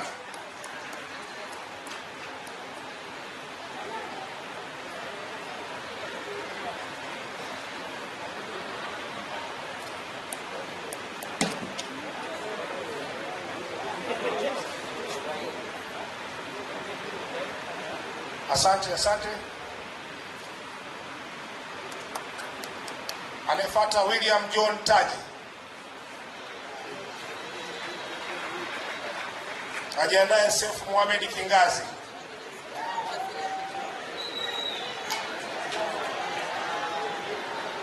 Ajiandae Ombeni Elia Mbungu.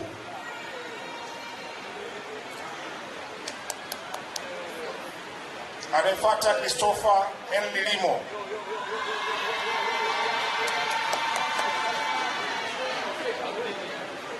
Anayefuata Masudi Salumu Mpenda.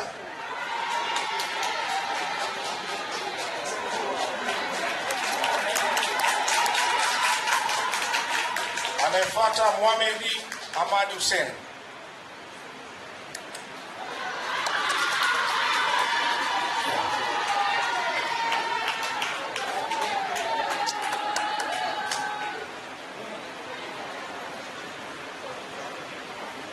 Anayefuata Mohamed Ahmad Hussein. Anayefuata Neema Hussein Mushi.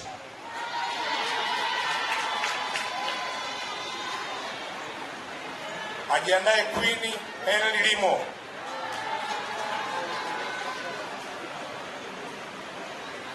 Anayefuata ni Shamila Kasim Mashina. Anayefuata Winifrida Pasco Kunambi.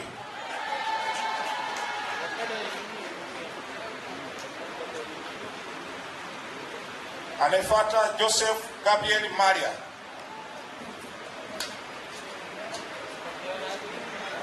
Ajiandae Elias Kusaga Kaumi.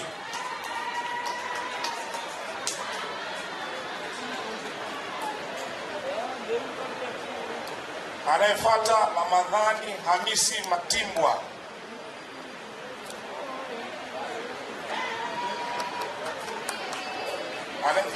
Anayefuata Hamza Selemani Salum.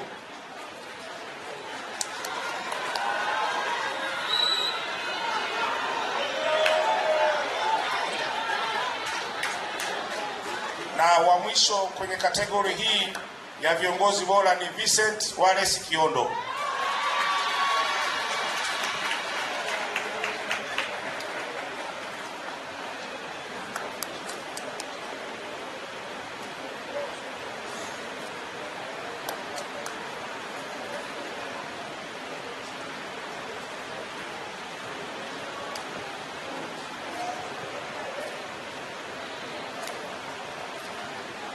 Asante. Hongereni sana wasimamizi bora kwa kampuni yetu ya TPPL.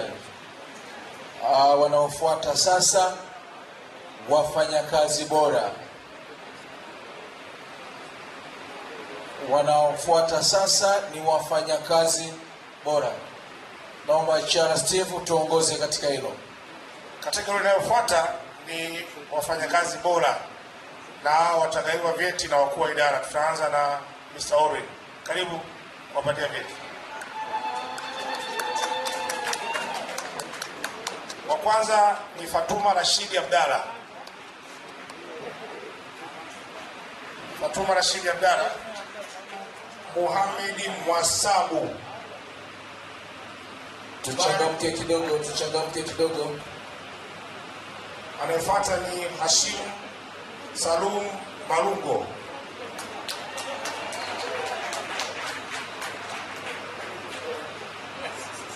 Anayefuata ni John Kaspa John.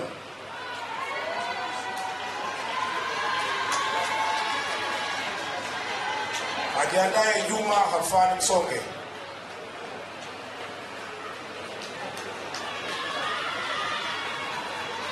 Ajiandae Abubakari Akwilini Makoi.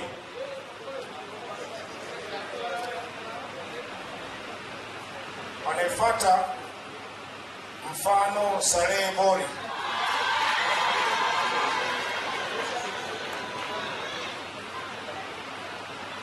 Anayefuata Msafiri Alfred Kayanda.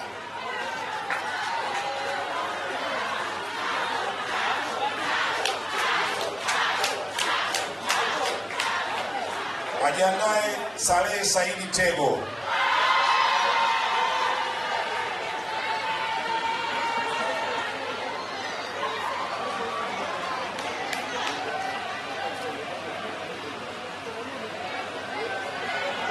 Tutamsimamisha mkuu wa idara ya plastiki Mr. Sunili, karibu uweze kutoa kitu.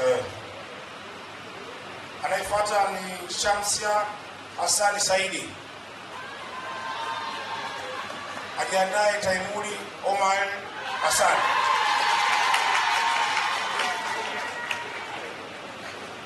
Ajiandae Wahidi Yunus Shaban.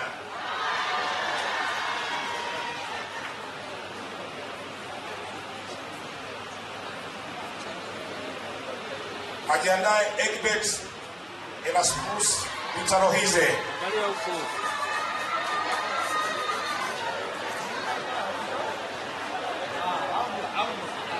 Anayefuata Fred Edgar Mkakambe.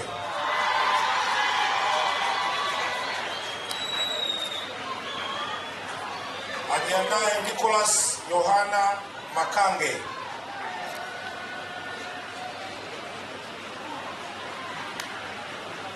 Anayefuata Ramadhani Ibrahim Masomo.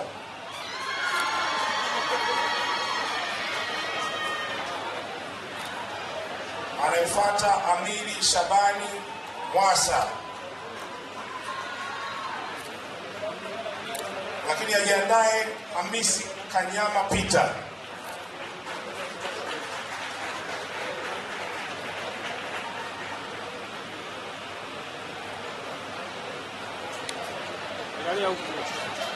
Anayefuata ni Shabani Athumani.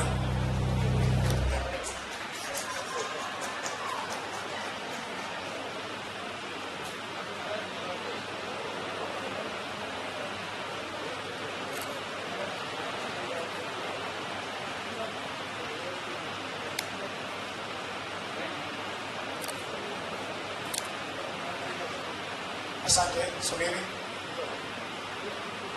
Namwomba Mr. Parkman, please come. Anayefuata ni Selemani Halfan. Ajiandae Walter Lopa.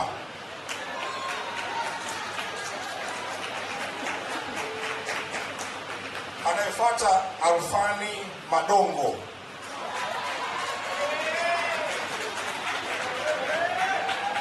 Ajiandae Veronica Jola.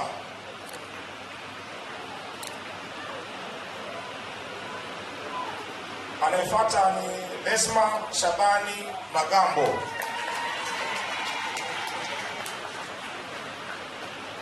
Ajiandae Farida Sumani Ramadhani.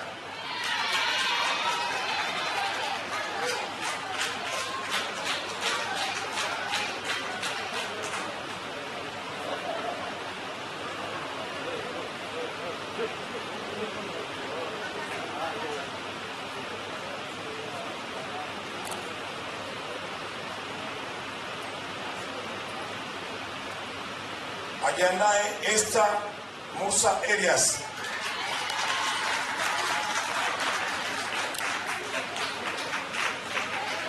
Anayefuata Habiba Mohamed Saleh.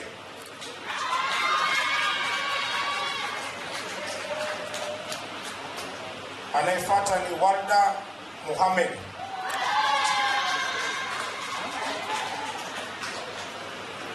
Ajiandae Mary January Komba.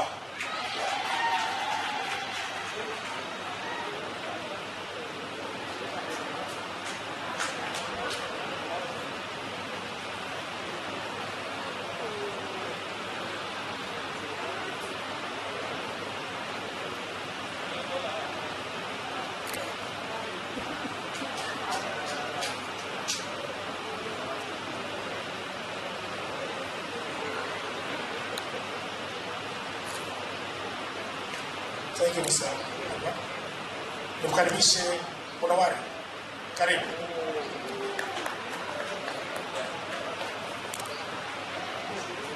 Anayefuata ya tatu Saidi Kongoya. Lakini ajiandae Muhina Mohamed.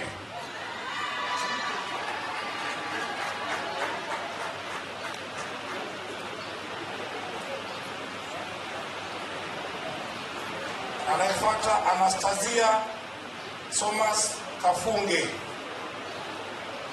Anastasia Thomas Kafunge. Anayefuatia Azizi Hasani Rashidi. Aziza Hasani Rashidi.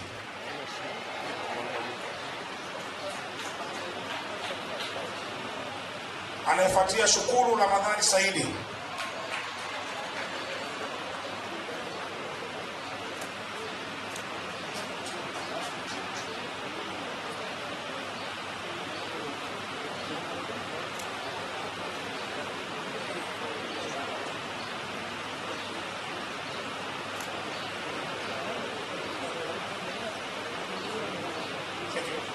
Yeah, Mr. Lavin, welcome.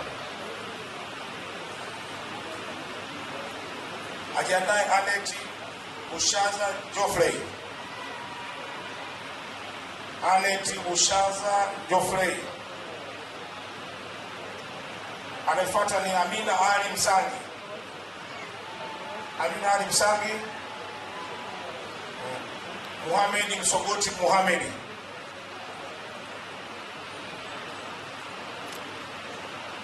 Ajiandae Hawa Hamisi.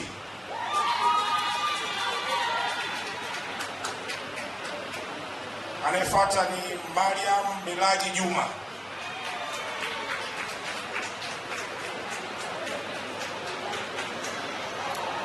Ajiandae Luta Lucas Kingu.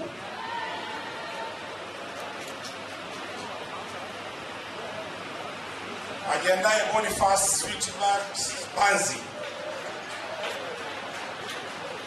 Boniface Sweetbart Banzi.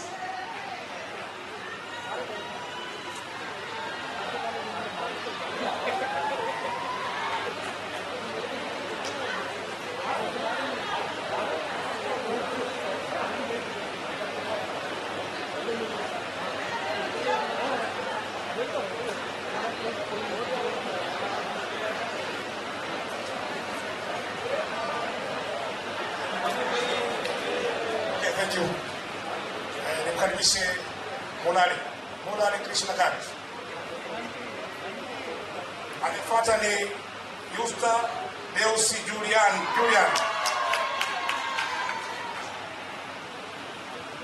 Ajiandae Tunu Mohamed Rashidi.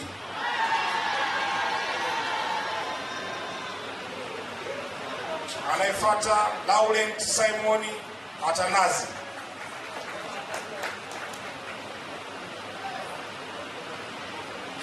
Anayefuata Benedetta Philbert Minuka.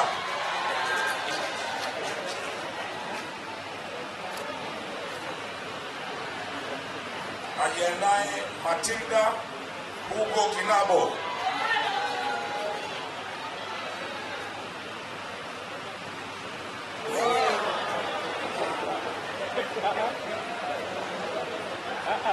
Anayefuata Amina Nuru Salimu.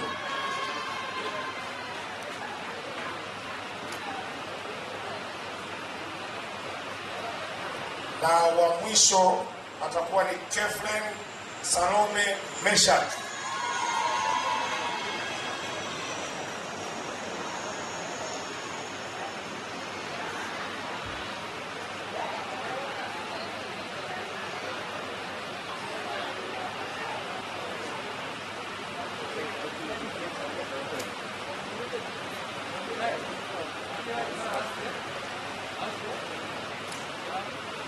Asante.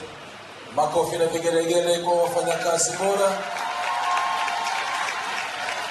Basi baada ya wao kupokea vyeti vyao, awamu itakayofuata na ya mwisho itakuwa senior staff. Wao watapewa na mkurugenzi. katika hilo. Kategori inayofuata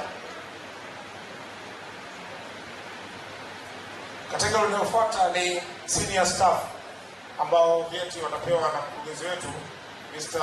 Ahmed Ifani Sanari. Mkurugenzi, karibu. Wa kwanza ni Sunili Pande.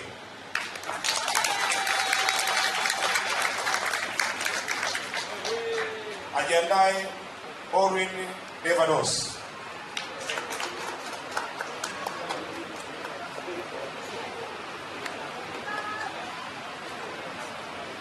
Ajiandae Surenda Kamara.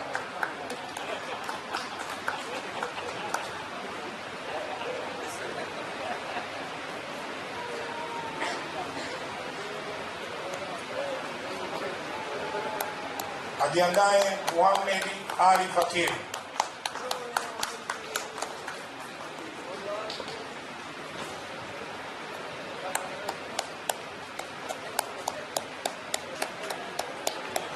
Na wa mwisho ni Kant Mulali Krishna.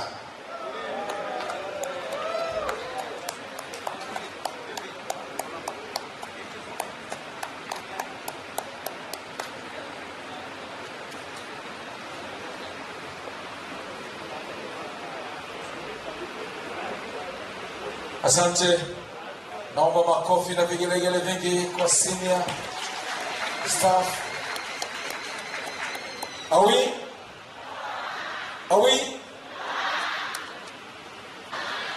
Naona tumekaa muda mrefu. Nyosha mkono wa kushoto juu. Wa kushoto. Aha, punga. Simama juu. Aha, simama. Tumekaa muda mrefu yani. Nyanyua mguu wako wa kulia. Nyosha kidogo, jinyoshe.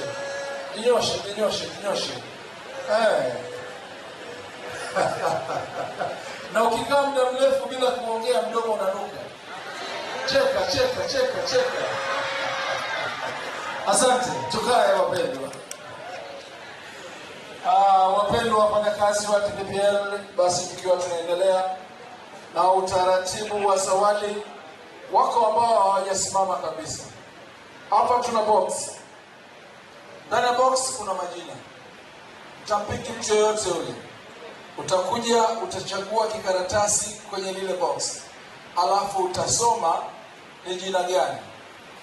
Utamwita, atakuja kuchukua zawadi yake. Naomba tuanze na brother. Karibu. Kaka hapo simama. Nenda kwenye box pale.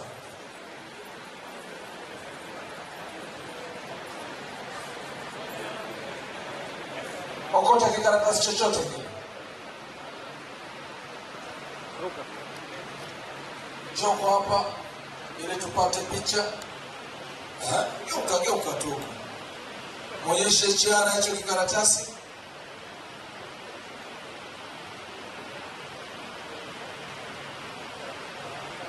Nasibu ya karatasi ya kwanza, jina limetokea Ashura Salumu Kilewe.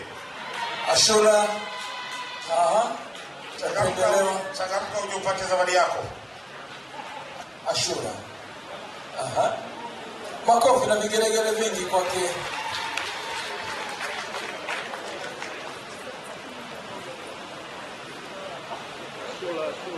Unaweza kwenda kukaa.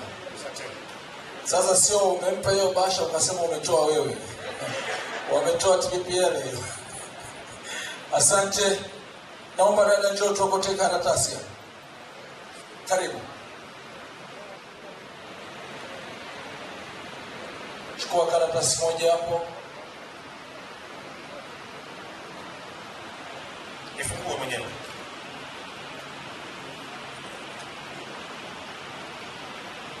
Bahati nasibu inayofuatia, jina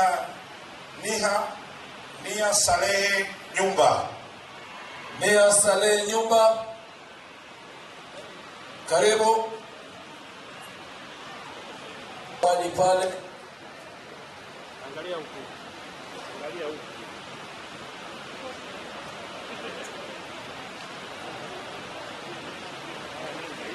Asante. Eti yangu pendwa. Njoo chukue karatasi hapo. Njoo,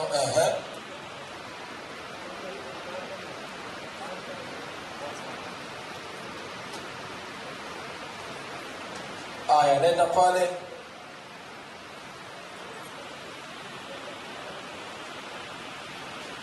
Jina linalofuata na bahati nasibu ni Sala John Chua. Sala John Chua. Sala John Chua. Njoo pokea zawadi yako. Aha. Makofi mengi na vigelegele. Hebu shika kama vile unashika, anakushikisha.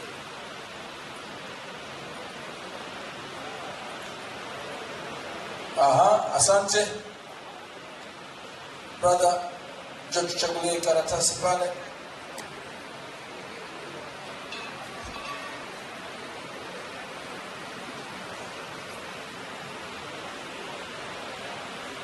Bahati nasibu inayofuatia jina limetokea Imelda Michael Mdeme.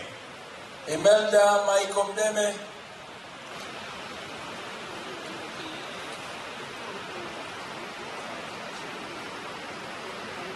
Asante. Kwa mwisho kwa wafanyakazi, naomba mamangu pale njoo nichukulie karatasi. Karibu.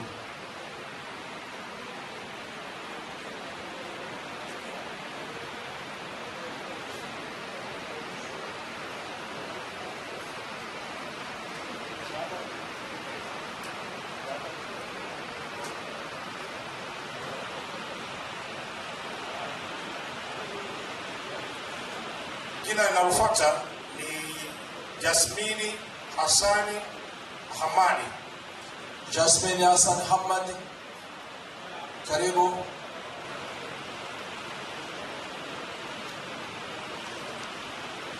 Brother, naomba njoo tuchukulie karatasi. Ya. Karibu.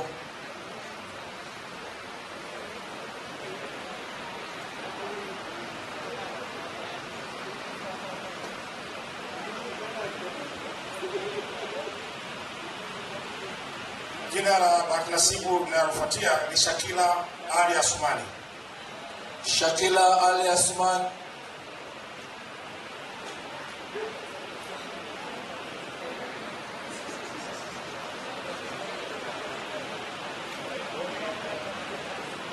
Karibu brother, tuchukulie karatasi pale.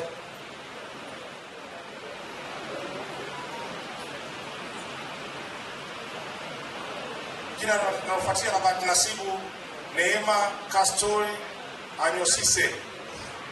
Neema Castor Anyosise. Neema Castori.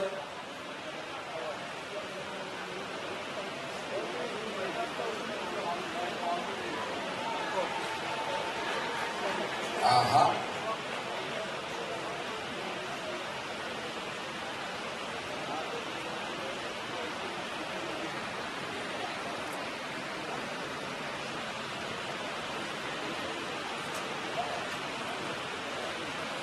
Asante. Kaka, naomba tuchukulie karatasi pale.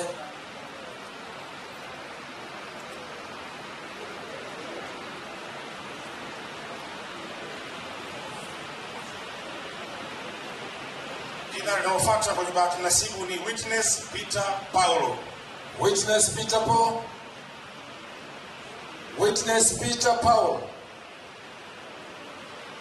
Witness.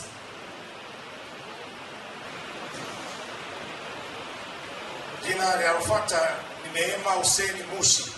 Neema Hussein Mushi.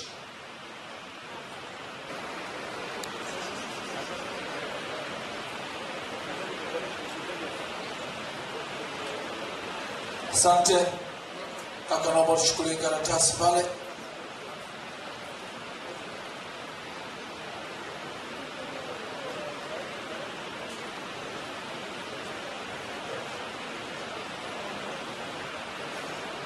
Jina linalofuata la bahati nasibu ni Wahidi Yunus Shabani. Wahid Yunus Shaban. Wahid Yunus Shaban.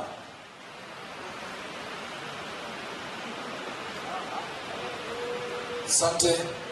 Kaka, tuchukulie karatasi pale.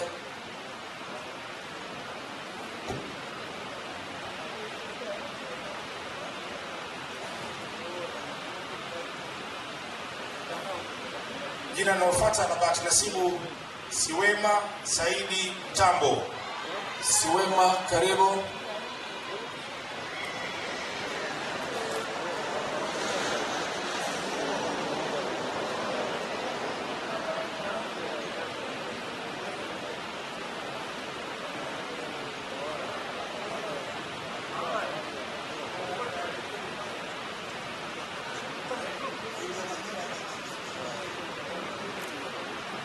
Asante.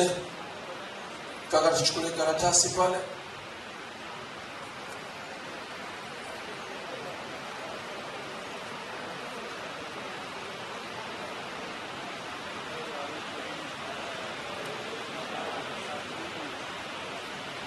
Jina linalofuata la bahati nasibu ni Juma Saidi Mbwana. Juma Saidi Mbwana. Juma Said.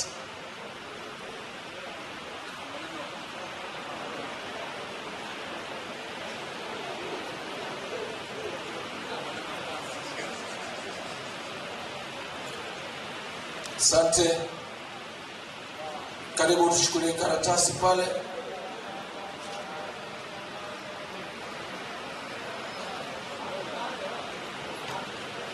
Linalofuata la bahati nasibu ni Aisha Hamisi Shabani. Aisha Hamisi Shabani.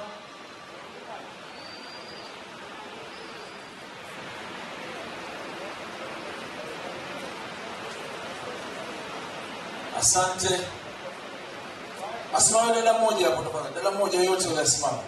Njoo na kote karatasi. Yote yule asimame. Njoo dada, njoo.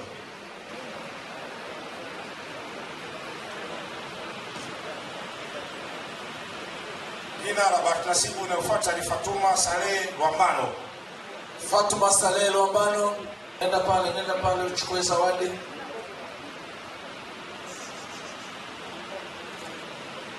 Asante. Baba, nakuomba tafadhali tusaidie kuchukua karatasi na utoe zawadi.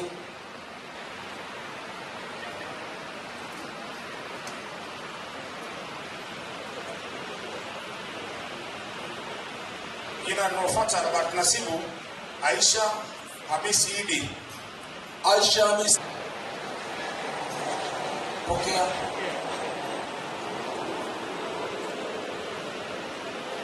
Asante. Mama, nikombe tusaidie kuchukua karatasi.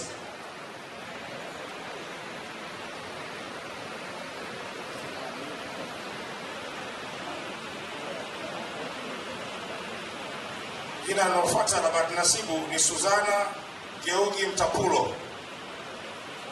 Suzana Mtapulo. Mtoto wa kike lazima utembee mambo mzuri. Hongera. Asante. Bro, naomba njoo tuchukulie karatasi pale. Chukulie karatasi.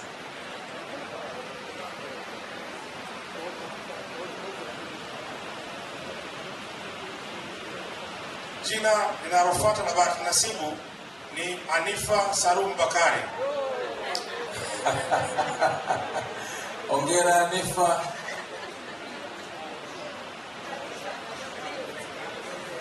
Afu Anifa, mbona kwako kama imejaa? Ulijua nini? Mechara, msaidizi, naomba nawe uchukue karatasi hapo.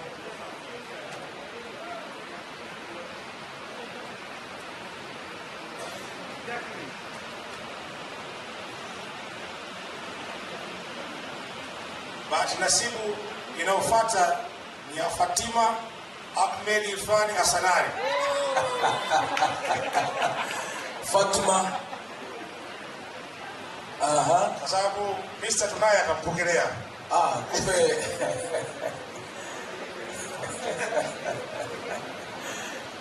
Hongera sana. Sio. Mr. Hamen, ifike hiyo. Usije ukaiacha kwenye gari, ifike nyumbani. Anifa, nawe tuchukulie karatasi humo.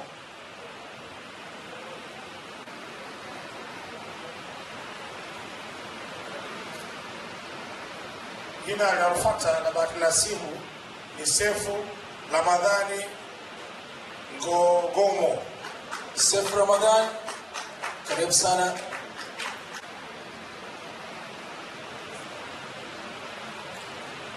Asante. Dada, nawe naomba nichukulie karatasi hapo.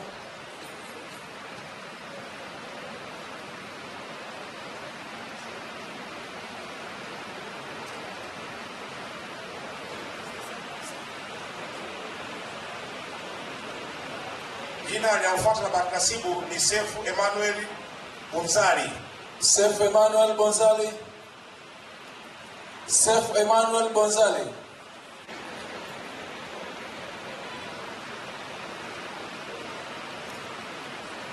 Asante. Pasali ya mwisho, naomba dada Fatuma uje utuchukulie karatasi hapa.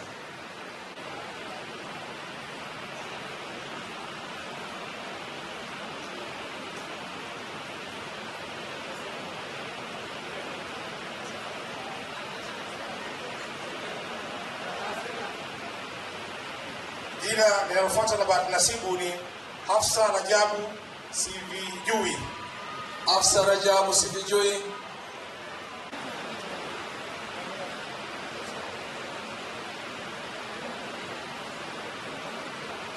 Taratibu kabisa.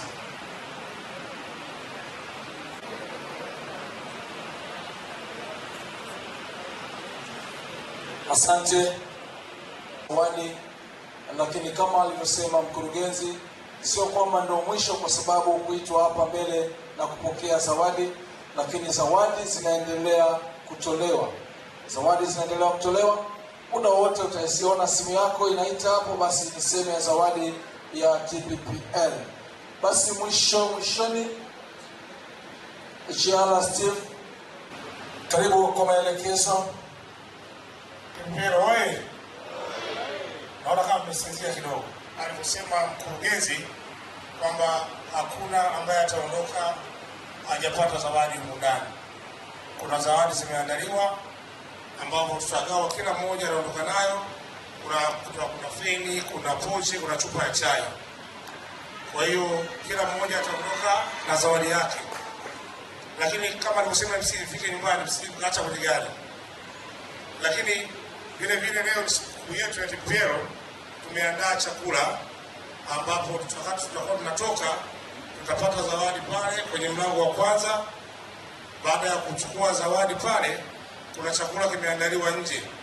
Kila mmoja ataondoka na chakula chake pamoja na kinywaji. Kwa hiyo wanasema kwenye sheria lazima tupate chakula, si ndio?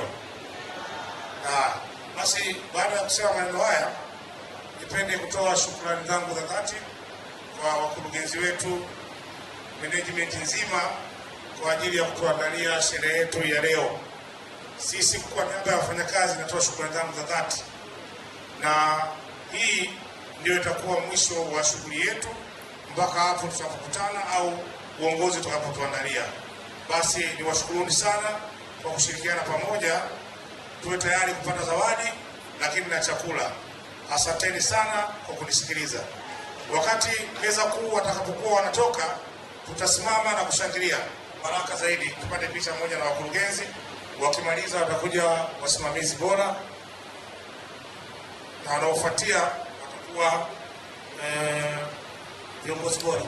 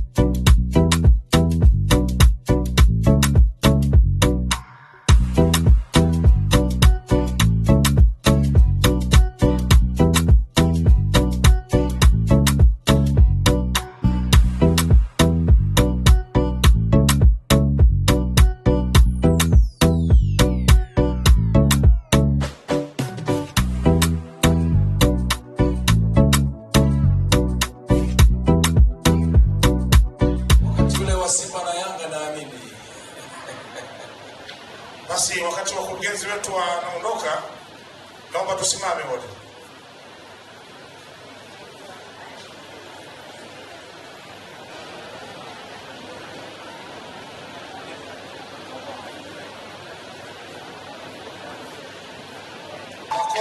Tuwaage wakurugenzi wakati wanaondoka, tuwapigie makofi, makofi mengi, makofi mengi.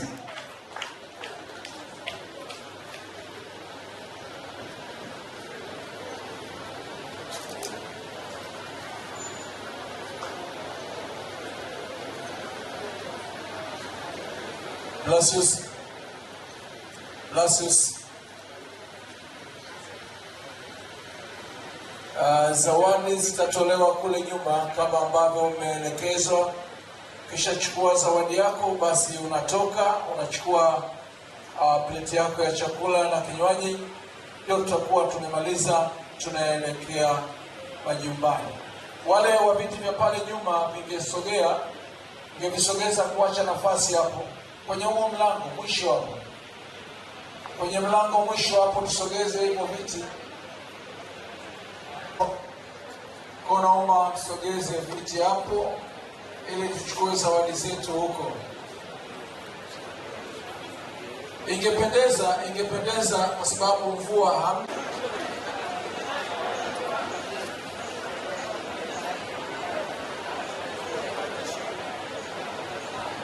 Basi piga nyimbo kwa chini tu.